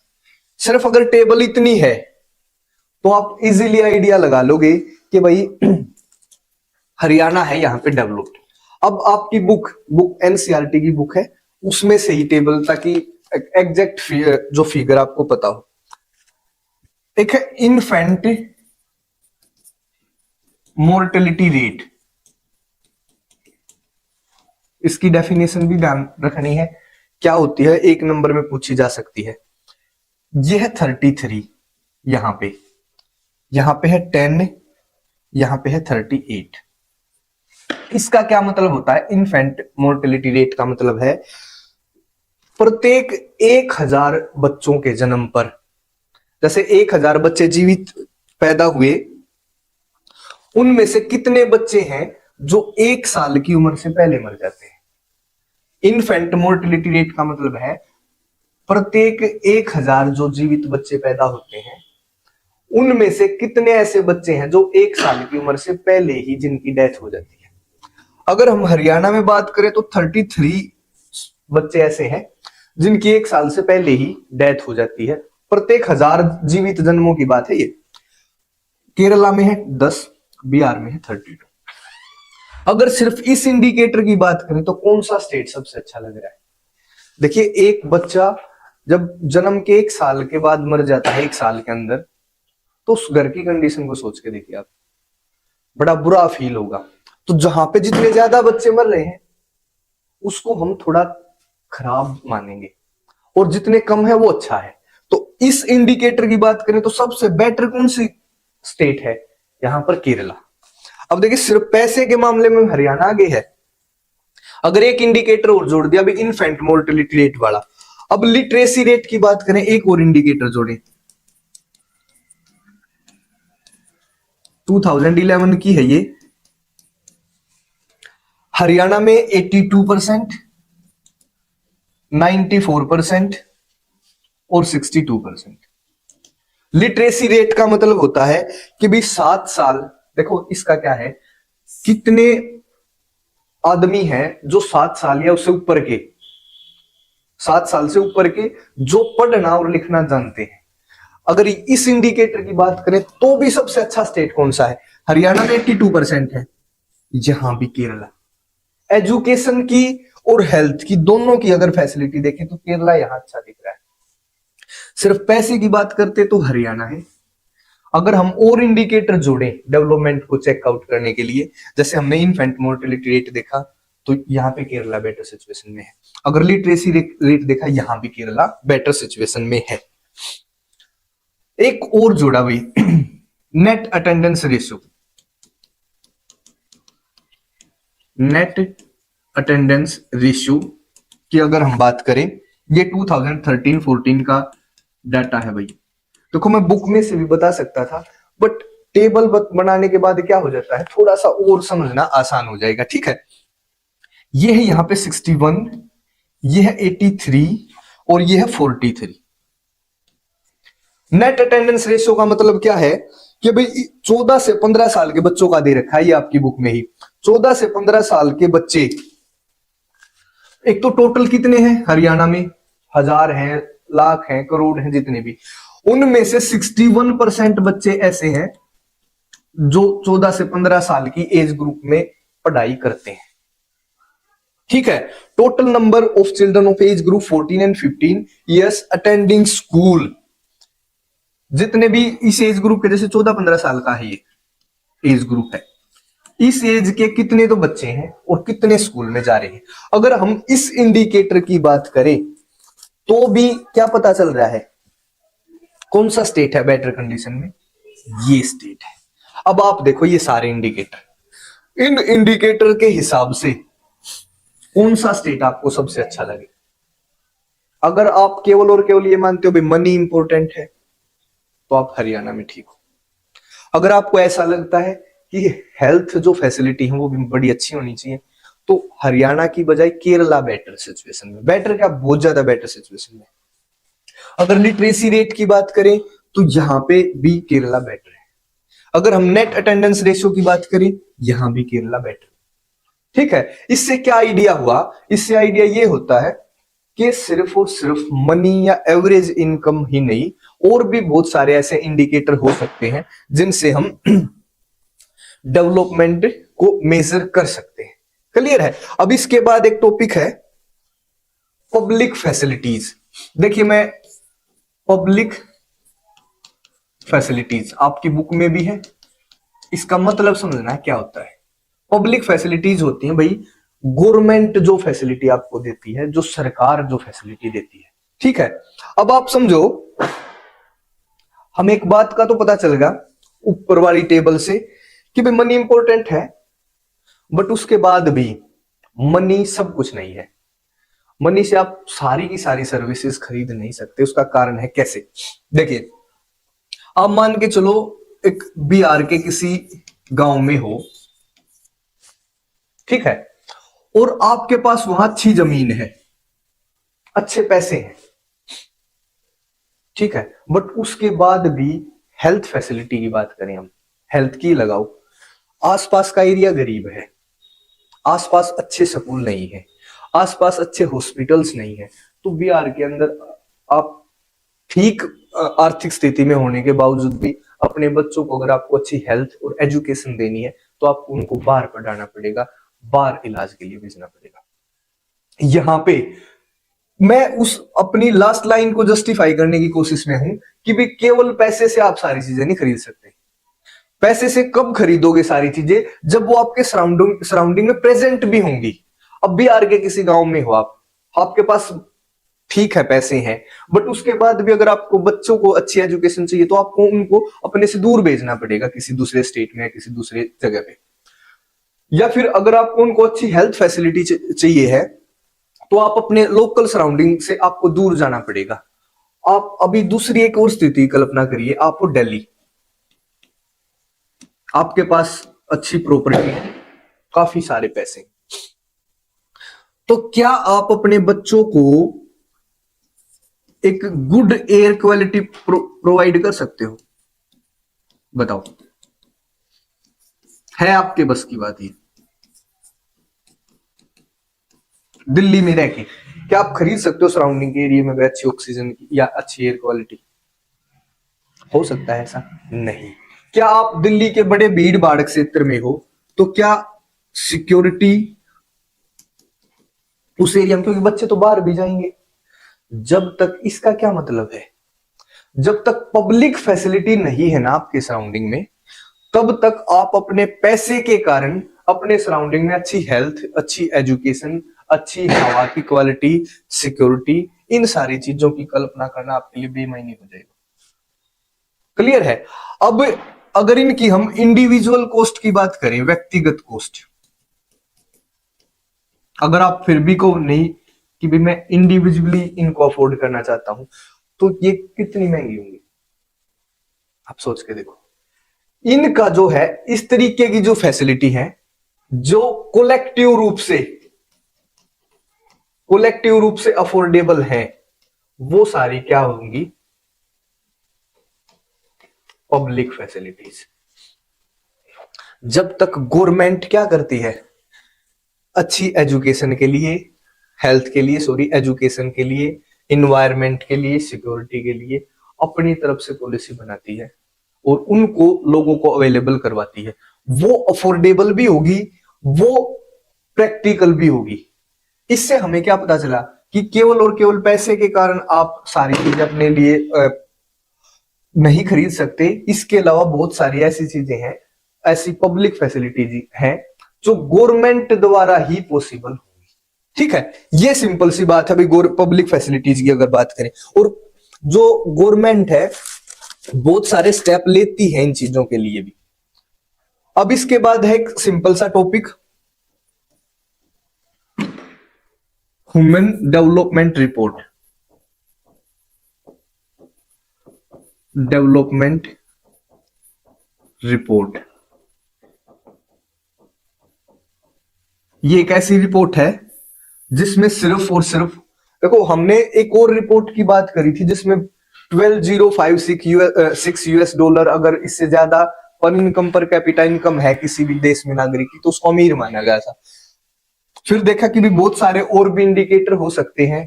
फिर एक चीज और भी पता चली कि कुछ पब्लिक फैसिलिटीज भी होंगी, अगर वो चीजें नहीं है तो विकास कंप्लीट नहीं माना जाएगा। तो कुछ दूसरे इंडिकेटर जोड़ के ह्यूमन डेवलपमेंट रिपोर्ट पेश करी गई। इसको जो पेश करने वाली संस्था है वो है UNDP, united nations development programme. इसकी डेफिनेशन भी पूछी जा सकती है भाई कई बार। और जो इसमें इंडिकेटर यूज करे गए हैं, एक तो वो है ही पर कैपिटा इनकम, ये तो हर जगह होगा। इसमें हेल्थ की बात भी है, इसमें एजुकेशन की बात भी है। इन तीन इंडिकेटरों के आधार पर ये रिपोर्ट बनाई जाती है। यूएनडीपी की ध्यान रखना भी, यूनाइटेड नेशंस डेवलपमेंट प्रोग्राम, हमने शुरुआत में देखा था जो वर्ल्ड बैंक की एक रिपोर्ट थी, वो देशों को सिर्फ और सिर्फ उनकी पर कैपिटा इनकम से कंपेयर करती थी। फिर दूसरी, फिर हमने एक टेबल बनाई जिसमें देखा भाई हेल्थ और एजुकेशन भी इंपॉर्टेंट है। फिर उसके साथ साथ कुछ पब्लिक फैसिलिटीज भी जरूर होनी चाहिए, क्योंकि आप पैसे से ही केवल एक अच्छी हवा, मतलब अच्छा इन्वायरमेंट, कोलेक्टिव या पब्लिकली जो सिक्योरिटी चाहिए आपके एरिया में, वो साथ में हेल्थ और एजुकेशन अवेलेबल नहीं करवा सकते। कुछ पब्लिक फैसिलिटी चाहिए। फिर इन चीजों से आई ह्यूमन डेवलपमेंट रिपोर्ट। इसको इश्यू करने वाली संस्था है यूएनडीपी, और इसके जो इंडिकेटर है वो पर कैपिटा इनकम है, हेल्थ से रिलेटेड कुछ इंडिकेटर है, और फिर है एजुकेशन से रिलेटेड। ठीक है, अब एक बुक ले लें अपनी, एक और टेबल देखेंगे भाई इसमें।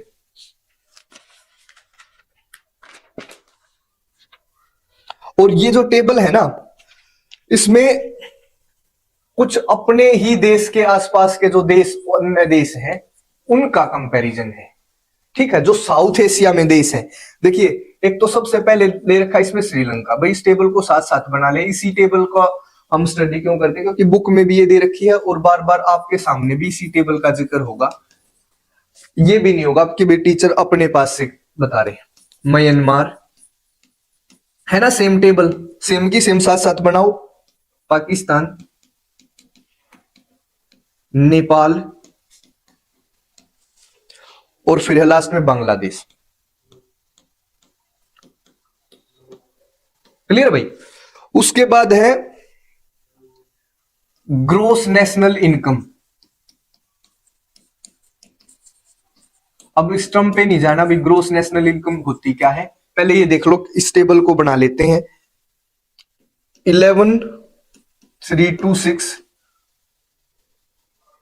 डॉलर, 6,353 डॉलर, 5,567, 5,331, 2,471, 3,677, ये सारे डॉलर हैं।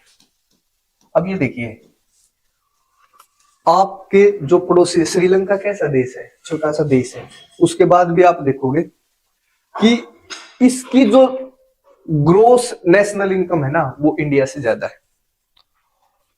बल्कि कंपैरिजन करो इंडिया का इन दो देशों के साथ, इनके आसपास के लेवल की हमारे यहां जीएनआई है। दूसरा एक और, लाइफ एक्सपेक्टेंसी।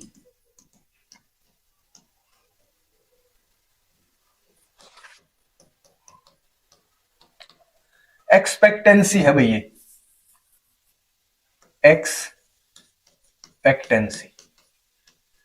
कौन से साल की दे रखी है आपकी बुक में, हो सकता है 2017 की है मेरी वाली जो बुक है। इसमें देखो 75.5, मैं बताता हूं ये क्या है। 68.8, 66.7, 66.6, 70.6, 72.8 लाइफ एक्सपेक्टेंसी। इसका मतलब क्या होता है, जब कोई व्यक्ति का जन्म होता है किसी भी देश में तो उस समय वहां की जो कंडीशंस हैं, ज्योग्राफी है, एयर है, खाना पाना खान पान है, सब कुछ उसके आधार पे कितना वो जीवित रहने की उम्मीद है। जैसे आज कोई बच्चा पैदा हुआ तो आज जो अब एवरेज आदमी कितने साल जीता, मान लिया 68 ईयर है, तो उसकी लाइफ एक्सपेक्टेंसी कितनी होगी उसके बर्थ के समय। ये बर्थ के समय से ही डिटरमाइन होती है कि जब कोई बच्चा जन्म लेता है उसके जन्म लेने के समय उसकी लाइफ एक्सपेक्टेंसी क्या थी, जीवन प्रत्याशा कितनी थी, कि कितनी उम्मीद थी कि वो कितने साल जिएगा। अगर इसमें भी देखें तो क्या कौन सा देश बेटर कंडीशन पे है, श्रीलंका। भारत किसके आसपास है, देखो नेपाल। हम ये देख रहे हैं, हम अलग अलग इंडिकेटर के हिसाब से मेजरमेंट कर रहे हैं, देशों को कंपेयर कर रहे हैं। अगर पैसे में हमने कंपेयर करा तो श्रीलंका बेटर था, और हमारी हालत कहीं ना कहीं म्यांमार और पाकिस्तान के जैसी थी, कमोवेश उनसे थोड़ी बेटर, बट उसके बाद ये मान के चलो भाई अगर कंपेयर करें तो एक जैसी। फिर साथ में देखें भाई, चलो अब यहां देखो, अगर हम लाइफ एक्सपेक्टेंसी की बात करें तो नेपाल की, बांग्लादेश की भी हमारे से अच्छी लाइफ एक्सपेक्टेंसी है। इसका मतलब क्या है, नेपाल और बांग्लादेश जैसे देश में भी हमारे से ज्यादा लोग, ज्यादा उम्र तक लोग जीवित रहते हैं। अगर इसके आधार पे देखोगे तो भारत काफी नीचे है फिर, ठीक है। तो इंडिकेटर एक हो ही नहीं सकता डेवलपमेंट का। मीन ईयर ऑफ स्कूलिंग, अगर हम ये देखें कि भाई नॉर्मली कितने साल तक बच्चे स्कूल में जाते हैं, आई एम सॉरी, अगर श्रीलंका की बात करें 10.9, 6.4, 4.9, 5.2, 4.9 एंड 5.8। इसका क्या मतलब है कि भाई इसमें एज दे रखी है 25 साल तक, कि भाई 25 साल की उम्र तक नॉर्मली कितने साल बच्चे स्कूल में गए हैं। तो श्रीलंका में सबसे ज्यादा है कि भाई लगभग 11 साल बच्चे क्या है स्कूल पढ़ाई करी है। भारत में देखिए 6.4 ईयर्स की स्कूलिंग करी है, 25 साल तक की एज तक के या उससे ऊपर के।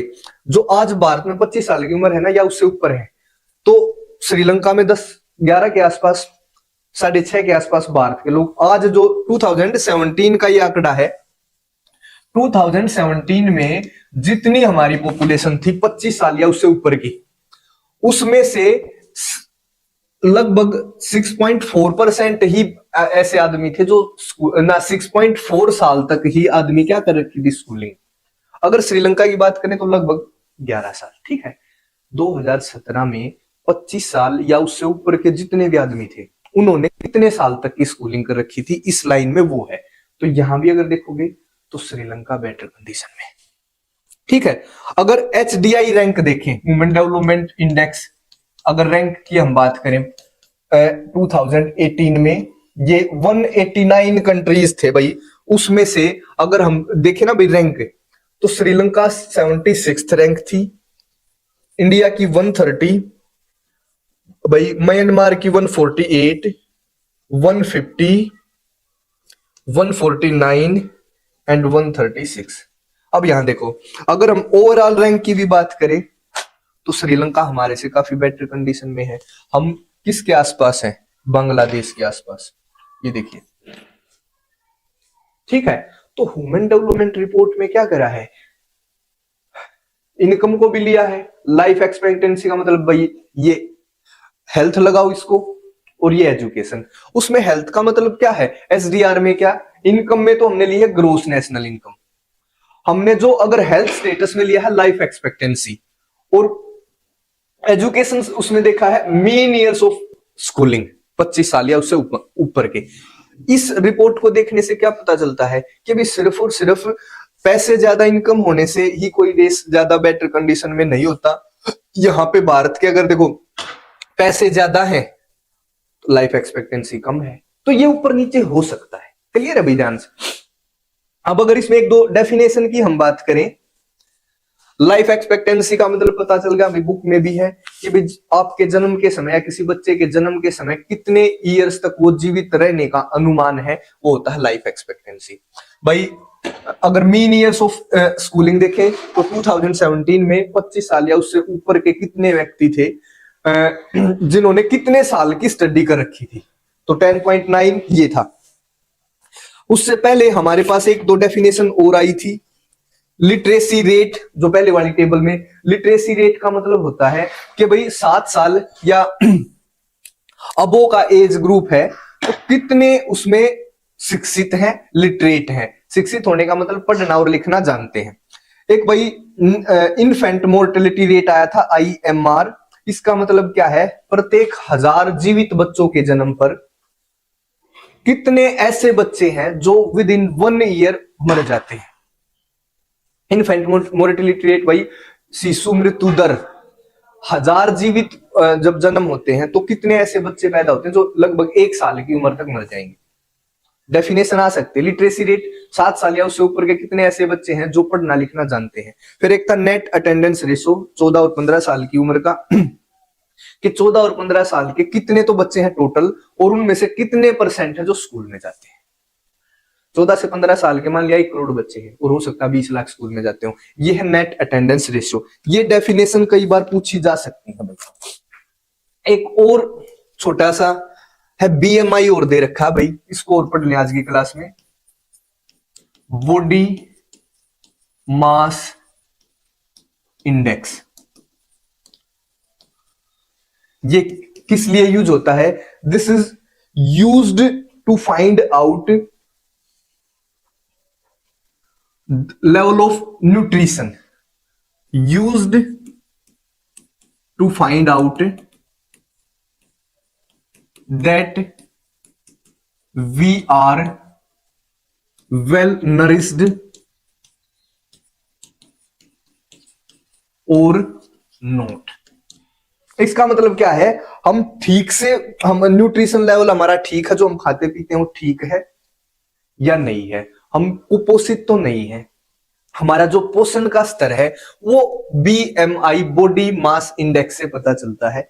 इसका एक फार्मूला है निकालने का सिंपल सा, कि भाई जो अपना हमारा वेट है, वेट पहले तो उसको मेजर करो किलोग्राम्स में, वे 40 kg है, 60 है, 50 है, 70 है। उसके बाद अपनी हाइट देखो,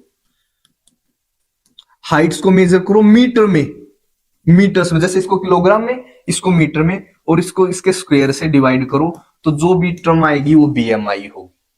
हर एज के लिए एक अलग BMI है।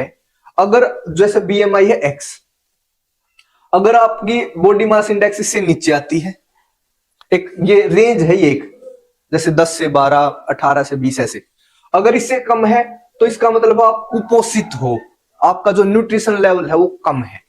अगर आप इस इंडेक्स से ज्यादा हो तो इसका मतलब क्या है, आप ज्यादा मोटे हो, ज्यादा वजन है according to your height and weight या एज, तो इस बॉडी मास इंडेक्स से हमें क्या पता चल जाता है कि भाई हमारा जो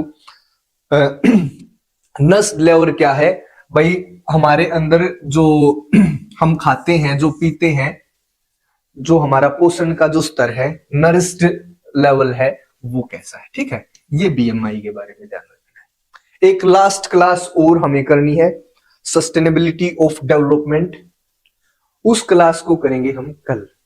तब तक के लिए नमस्कार, bye, good evening.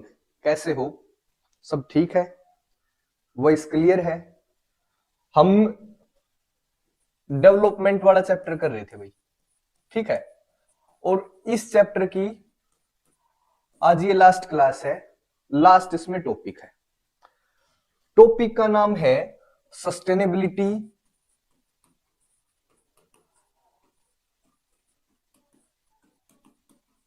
Of development,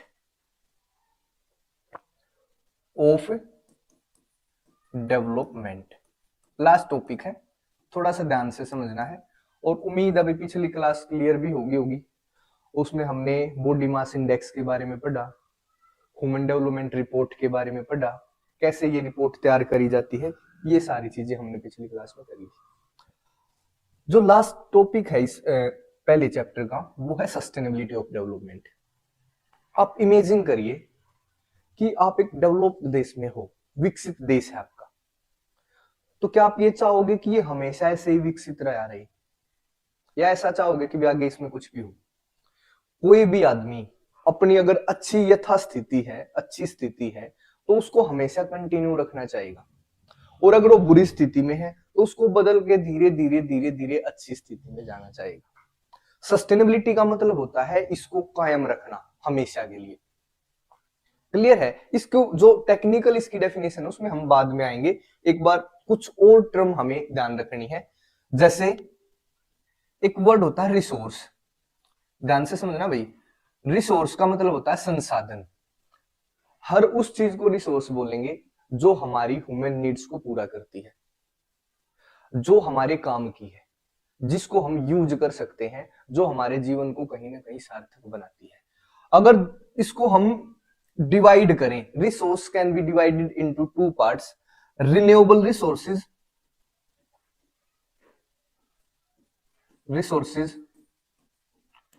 और नॉन रिन्यूएबल रिसोर्सेज। ध्यान देना भाई, रिन्यूएबल रिसोर्सेज कौन से होते हैं? जो समाप्त नहीं होते। मैं इसका ध्यान से समझना कैसे। ये रिसोर्स जितना हम समाप्त करेंगे, जितना इनका यूज करेंगे, इनके अंदर खुद को रिप्लेनिश करने की एक अद्भुत क्षमता है। रिप्लेनिश का मतलब क्या होता है? ये खुद को दोबारा से डेवलप कर सकते हैं। जैसे ग्राउंड वाटर, एक बार थोड़ा सा समझ लें भाई। जैसे है ग्राउंड वाटर, बुक में जो एग्जांपल दे रखा है उसी को हम देखेंगे। आप जमीन से पानी निकालते हो खेतों की सिंचाई के लिए, घर के यूज के लिए, बहुत सारे यूज के लिए। हम सारा पानी कहां से आता है? जमीन से। और फिर क्या होगा? उस पानी का आप यूज करोगे, फिर मानसून आएगा, फिर से बारिश होगी, वो बारिश का पानी धीरे धीरे फिर से जमीन में चला जाएगा, फिर से जमीन के अंदर पानी होगा, फिर आप नेक्स्ट ईयर फिर से ऐसे ही निकालोगे। इधर बारिश से वो धीरे धीरे धरती में चला जा रहा है, उधर आप यूज करते हो उसको बाहर निकाल रहे हो। ये जो बारिश वाला ये जो सर्कल है ना, ये ऐसे ही चलता रहा है हमेशा से। बट आज के दिन इन रिसोर्सेज का ओवर यूज हो रहा है। ओवर यूज का मतलब क्या होता है? जितनी जरूरत है उससे ज्यादा उपयोग। ओवर यूज की समस्या क्या है? आप निकाल ज्यादा रहे हो धरती से पानी, और जो बारिश के कारण बारिश होकर जो धरती के अंदर जा रहा है पानी, वो कम जा रहा है। जैसे अगर हम रिकॉर्ड की बात करें, अगर कुछ डाटा की हम बात करें, पिछले 20 सालों में, लास्ट 20 ईयर की अगर हम बात करें, तो भारत के लगभग 300 डिस्ट्रिक्ट में जो ग्राउंड लेवल है वाटर का, वो लगभग 4 मीटर नीचे गया है। आप अपने दादा से पूछना कि पहले पानी जब हम कुआं खोदते थे, ट्यूबवेल लगाते थे, पहले है ना पानी ऊपर था। आज धीरे धीरे धीरे धीरे उसका लेवल क्या हो रहा है, ग्राउंड वाटर का लेवल वो नीचे जाता जा रहा है। कभी 25 फीट था, कभी 100 फीट हुआ, फिर 200 फीट हुआ, और धीरे धीरे क्या होगा, ग्राउंड वाटर भी वहां से क्या हो जाएगा, खत्म हो जाएगा। ध्यान दो, ये क्या है, रिन्यूएबल रिसोर्स है, बट उसके बावजूद भी जब हम इसका ओवर यूज करते हैं, एक इसमें कैपेसिटी होती है खुद को मेंटेन रखने की, आप इसको निकाल रहे हो, इसका यूज कर रहे हो, फिर प्रकृति की एक ऐसा साइकिल है जिसके कारण ये दोबारा से जमीन में पानी इकट्ठा होता चला जाता है, बारिश का पानी अंदर चला जाएगा धरती के, आप उसको फिर निकालोगे, फिर वो साइकिल होके अंदर चला जाएगा। अगर जब तक ये प्रोसेस है ना कि भाई जितना आप निकाल रहे हो उतना वहां पे चला जा रहा है, तो ठीक है, ये हमेशा चलने वाली चीज है। बट अगर आप उसका ओवर यूज करते हो, ओवर यूज का मतलब है जितना यूज करना चाहिए उससे ज्यादा यूज करना, तो ये अपने आप को रिप्लेनिश नहीं कर पाता, दोबारा से उसी मात्रा में आप अपने आप को स्टोर नहीं कर पाता, जिसके कारण धीरे धीरे ग्राउंड जो लेवल है वाटर का वो धीरे धीरे कम होता जा रहा है। और मैं एक और डाटा में बताऊं, अपने देश में चेन्नई एक ऐसा शहर है, पहला ऐसा शहर जहां से ग्राउंड वाटर बिल्कुल समाप्त हो गया। ग्राउंड वाटर समाप्त होने का मतलब क्या है कि वो इतनी नीचे चला गया, उसको निकालने में बहुत ज्यादा खर्च आएगा, या फिर वो है ही नहीं पानी ग्राउंड के नीचे। और धीरे धीरे ये हालत एक डिस्ट्रिक्ट से दूसरे, तीसरे, चौथे ऐसी फैलती रहेगी। आज आप देखिए, आप कपड़े धोते हो, आप नहाते हो, आप गाड़ी धोते हो, आप ये सोच के देखो जितना पानी आप यूज कर रहे हो उस काम के लिए, क्या उतना ही करना चाहिए? आपने मोटर चलाई और गाड़ी को धोना शुरू कर दिया, जो गाड़ी आप 1 बकेट पानी में धो सकते थे उसको आप 10 मिनट उसको ऐसे ऐसे चला रहे हो। ऐसा पता है क्यों? क्योंकि आपको ऐसा लगता है ये पानी का क्या खत्म होगा, इतने बड़े बड़े समुंदर भरे पड़े। बिल्कुल भी ऐसा नहीं है भाई, ओवर यूज इसको खत्म कर देगा एक दिन। और फिर जब, क्योंकि देखो पानी तो हमेशा यूज करना है, बट अगर ये ग्राउंड लेवल इसका अगर नीचे चला जाता है ना, जो ग्राउंड में जो वाटर है उसका लेवल, तो भविष्य में समस्या हो जाएगी। बहुत सारे ऐसे देश हैं जो पानी की कमी से जूझ रहे हैं, अपने इंडिया में भी कई सारे ऐसे डिस्ट्रिक्ट अभी बताया भी है कि जो पानी की कमी से जूझ रहे हैं। आप आसपास के गांव में भी देखोगे तो कुछ गांव में क्या होगा, वहां पे पानी का लेवल ज्यादा नीचे चला गया। ठीक है, तो ये रिन्यूएबल रिसोर्स है।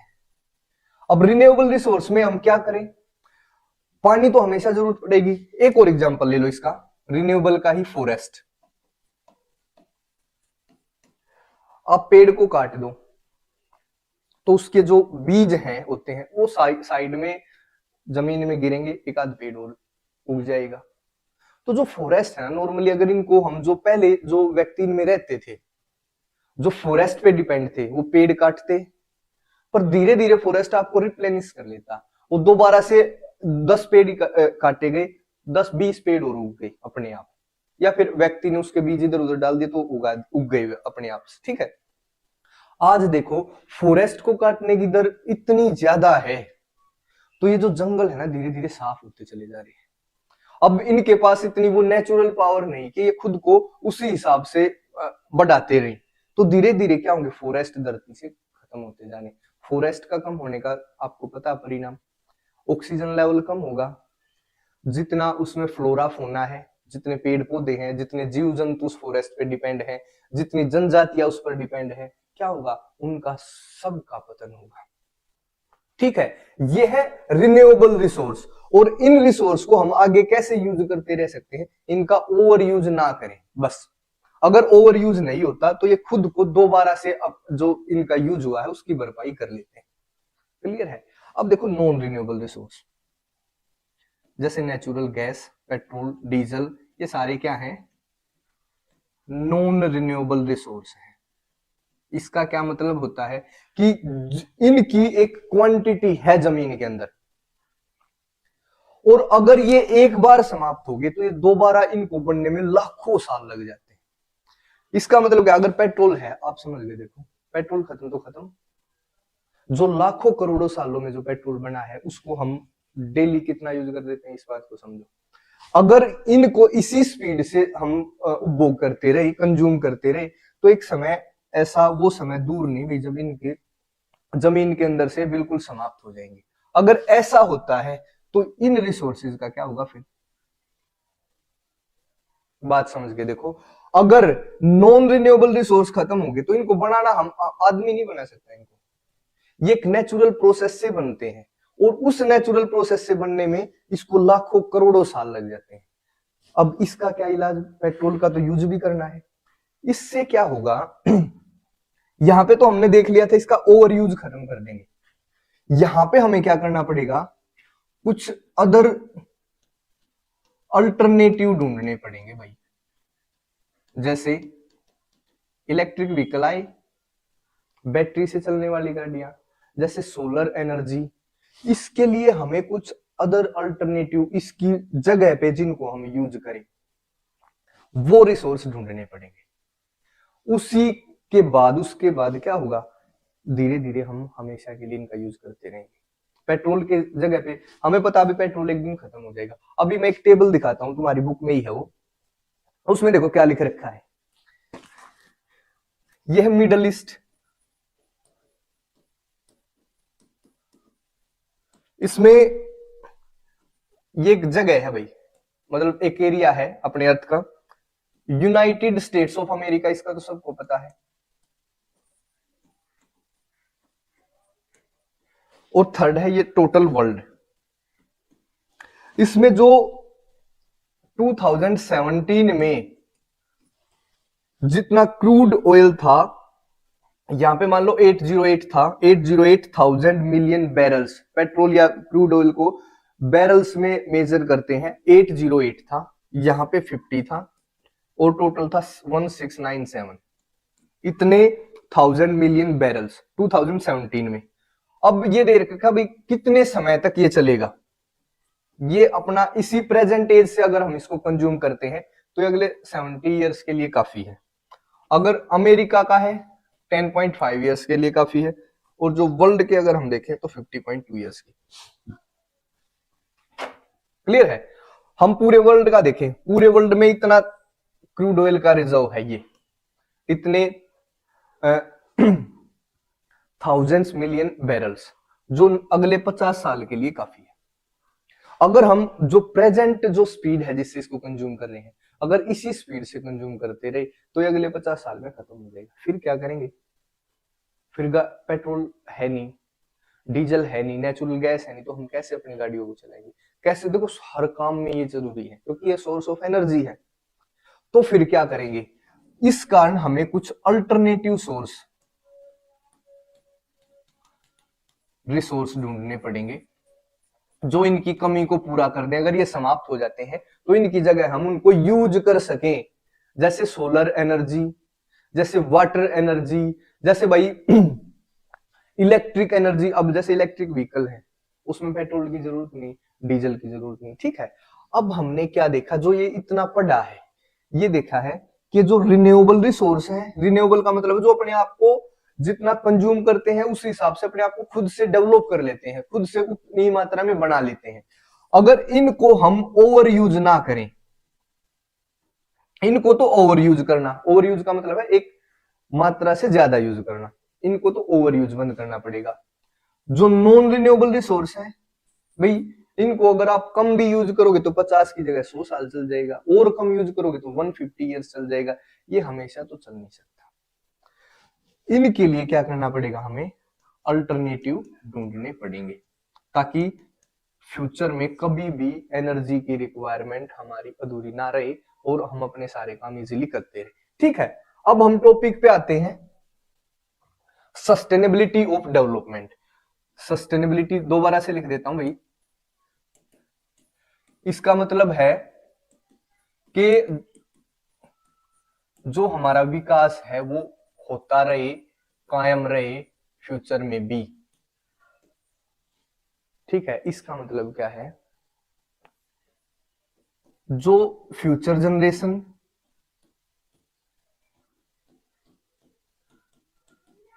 एक है हमारी प्रेजेंट जनरेशन, है ना, एक तो हम हैं अभी, एक जो आने वाली जनरेशन होगी वो होगी फ्यूचर जनरेशन। प्रेजेंट जनरेशन वर्तमान पीढ़ी और आने वाली पीढ़ी। हमारे पास सारे रिसोर्स हैं, पेट्रोल भी है, डीजल भी है। अगर ये जनरेशन इन सारे रिसोर्सेज को यूज कर ले, पूरा विकास कर दे, बहुत ज्यादा पैसे कमा ले, सब सारे रिसोर्स हैं जो उनका यूज करके, तो फ्यूचर जनरेशन के पास क्या बचेगा? पेट्रोल हमने यहाँ यूज कर दिया अपने बिजनेस में, तो बिजनेस तो इसको भी करना है, तो फिर क्या होगा? आज जो डेवलपमेंट है ना वो धीरे धीरे धीरे धीरे कम होता होता क्या होगा? एक दिन विनाश हो जाएगा। क्लियर है ना भाई? आज आपके घर में पैसे हैं 1 करोड़ रुपए मान के चलो, और आज की जो पीढ़ी उसने सारे खा लिए, वो आज तो खुश है, अमीर है, डेवलप है, पर जो आने वाली पीढ़ी होंगी वो क्या करेंगी?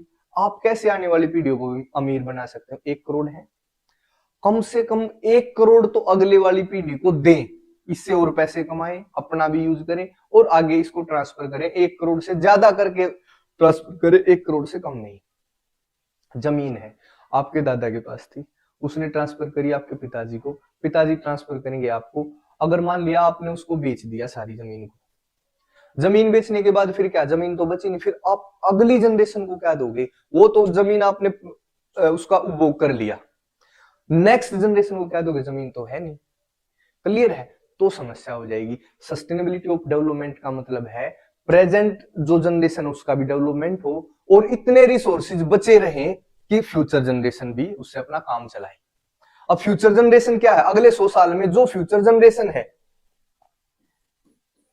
इसका भी तो टाइम आएगा, ये उस टाइम पे प्रेजेंट जनरेशन बन जाएगी और फिर अगली एक और फ्यूचर जनरेशन होगी, क्योंकि कितना भी आगे चले जाओ उस टाइम पे वो प्रेजेंट जनरेशन है, उससे आगे आने वाली फ्यूचर जनरेशन है।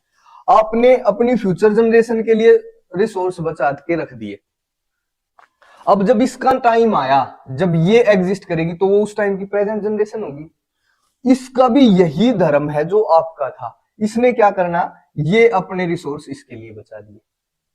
अब फिर से जब इसका टाइम आएगा तो ये प्रेजेंट जनरेशन होगी उस टाइम की, फिर आगे एक और फ्यूचर जनरेशन होगी। तो इसका क्या ड्यूटी है? ये इन रिसोर्सेज को यहां दे, ये है transfer of resources, so that अपना भी डेवलपमेंट कर सके, पर जो फ्यूचर जनरेशन के प्रति हमारी ड्यूटी है वो खराब ना हो, वो हम पूरी तरीके से निभाएं। इस प्रकार से रिसोर्सेज का उपभोग करें, हम भी उपभोग कर लें और अगले वाली जनरेशन तक भी पहुंच जाए, तभी तो डेवलपमेंट सस्टेन रहेगा, तभी तो डेवलपमेंट कायम रहेगा। अब ध्यान करो, हमने जो टॉपिक पढ़ा है रिन्यूएबल रिसोर्स अगर ओवर यूज करते रहे, ग्राउंड वाटर बिल्कुल एक्सट्रीम बिलो नीचे लेवल पे चला गया, फॉरेस्ट है वो धीरे धीरे खत्म हो गए, तो फ्यूचर जनरेशन को क्या दोगे भाई? फ्यूचर जनरेशन को समस्या नहीं हो जाएगी? फिर वो भी उसका कुछ यूज करेगी तो वो अपनी फ्यूचर जनरेशन को क्या देगी? अब नॉन रिन्यूएबल रिसोर्स की देखो, अगर अल्टरनेटिव आपने कोई नहीं ढूंढा, अल्टरनेटिव रिसोर्स नहीं ढूंढा, तो ये तो धीरे धीरे 50 साल में समाप्त हो गई। फिर उसके बाद फ्यूचर जनरेशन क्या करेगी? हमें सस्टेनेबिलिटी के लिए क्या करना है? रिन्यूएबल रिसोर्सेज को तो ओवर यूज नहीं करना, उसको उतना यूज करना है जितना जरूरत है, और जो नॉन रिन्यूएबल रिसोर्स है उनका क्या करना है? उनके लिए अल्टरनेटिव रिसोर्सेज ढूंढने हैं। ये है सस्टेनेबिलिटी ऑफ डेवलपमेंट। इसी तरीके से क्या होगा? विकास आने वाली पीढ़ियों तक पहुंचेगा। अगर कहीं भी ये क्रम टूटेगा, ये जो डायग्राम देख लो, अगर इसने अपने रिसोर्स सारे उपभोग कर लिए, कंज्यूम कर लिए, तो यहां तक डेवलपमेंट रह जाएगा। अगर यहां इसने उपभोग कर लिया, आगे कुछ नहीं दिया, तो यहां जहां पे ये क्रम टूट जाएगा ना, वहां से डेवलपमेंट का पतन होना शुरू हो जाएगा, डिस्ट्रक्शन होनी शुरू हो जाएगी। ठीक है, सस्टेनेबिलिटी ऑफ डेवलपमेंट पता चल गया। ये था आज का टॉपिक। क्लियर है? मेरे हिसाब से समझ में आया होगा। अभी लास्ट क्लास थी, अगर कहीं भी पिछली क्लासेस को एक बार आप देख लेना, अगर फिर भी दिक्कत हो तो कमेंट में बताएं। बार बार इसके नोट्स बना ले, देखिए वीडियो से नोट्स कैसे बनते हैं। ये लिख लिया आपने, मैं बोल भी तो रहा हूं, वीडियो को रोके जो लाइन बोली है, क्योंकि जैसे हम ऑफलाइन पढ़ते हैं उसका एक नुकसान है, अगर मैं कोई लाइन बोल के आगे निकल गया तो आपको पता ही नहीं चलेगा पहली वाली लाइन क्या थी। यहाँ पे क्या फायदा है? आप वीडियो को रोक दोगे, थोड़ा बैक करोगे, उस लाइन को दोबारा सुन लोगे, फिर उसके नोट्स बना लो। यही नोट्स बनाने हैं, बाकी पीडीएफ भी मैं सेंड करता रहूंगा। और एक चीज और ध्यान रखा करो, जो भी देखता है उसको लाइक और कमेंट जरूर करा करो। इससे क्या होगा? हमें मोटिवेशन मिलती है नई क्लासेस बनाने के लिए। और अगर कोई आपके दोस्त हैं जो आपकी क्लास में है, तो उनको ये लिंक शेयर कर देना चाहिए। ये हमारी ड्यूटी है। देखो, यहाँ पे यूट्यूब पे कोई फीस नहीं होती, फीस नहीं है ना, किसी ने कोई पैसा दिया है? भाई देखो, मैं ओपनली बोल रहा हूँ, कोई भी कमेंट करके बता सकता भी हमने पैसे दिए, नहीं दिए। तो आपकी भी तो कुछ ड्यूटी बनती होगी, फ्री नहीं लेते कुछ भी। तो लाइक कर दिया, कमेंट कर दी। अगर कोई आपका फ्रेंड, कोई आपका भाई इसी क्लास में है, या फिर कोई भी आदमी जिसको ऐसे भी, तुम इस सब्जेक्ट की खासियत देखो, इसको 10th वाले भी पढ़ सकते हैं, इसको 12th वाले भी, यूपीएससी वाले भी, बड़े भी, बूढ़े भी, औरत भी, जवान भी, बच्चे भी, सब। क्योंकि क्या इन चीजों की जो अभी यहाँ पे एक्सप्लेन करी गई है, क्या सिर्फ 10th क्लास वालों को जरूरत है इस बात की? ये 10th पास करवाने के लिए नहीं है बेटा, ये जीवन बचाने के लिए है सारी चीजें। तो इसको कोई भी देख सकता है। आप अपने मम्मी पापा को भी रिकमेंड कर सकते हो, अगर ज्यादा पानी वेस्ट कर रहे हैं आपके मम्मी पापा आपके पड़ोस में, उसको भी बता दो कि सर देखो क्या बोल रहे हैं, ऐसे पानी को यूज नहीं करना। आप पानी की वैल्यू को नहीं समझ रहे, आप पानी को बचाइए। ठीक है, नमस्कार, थैंक यू, बाय।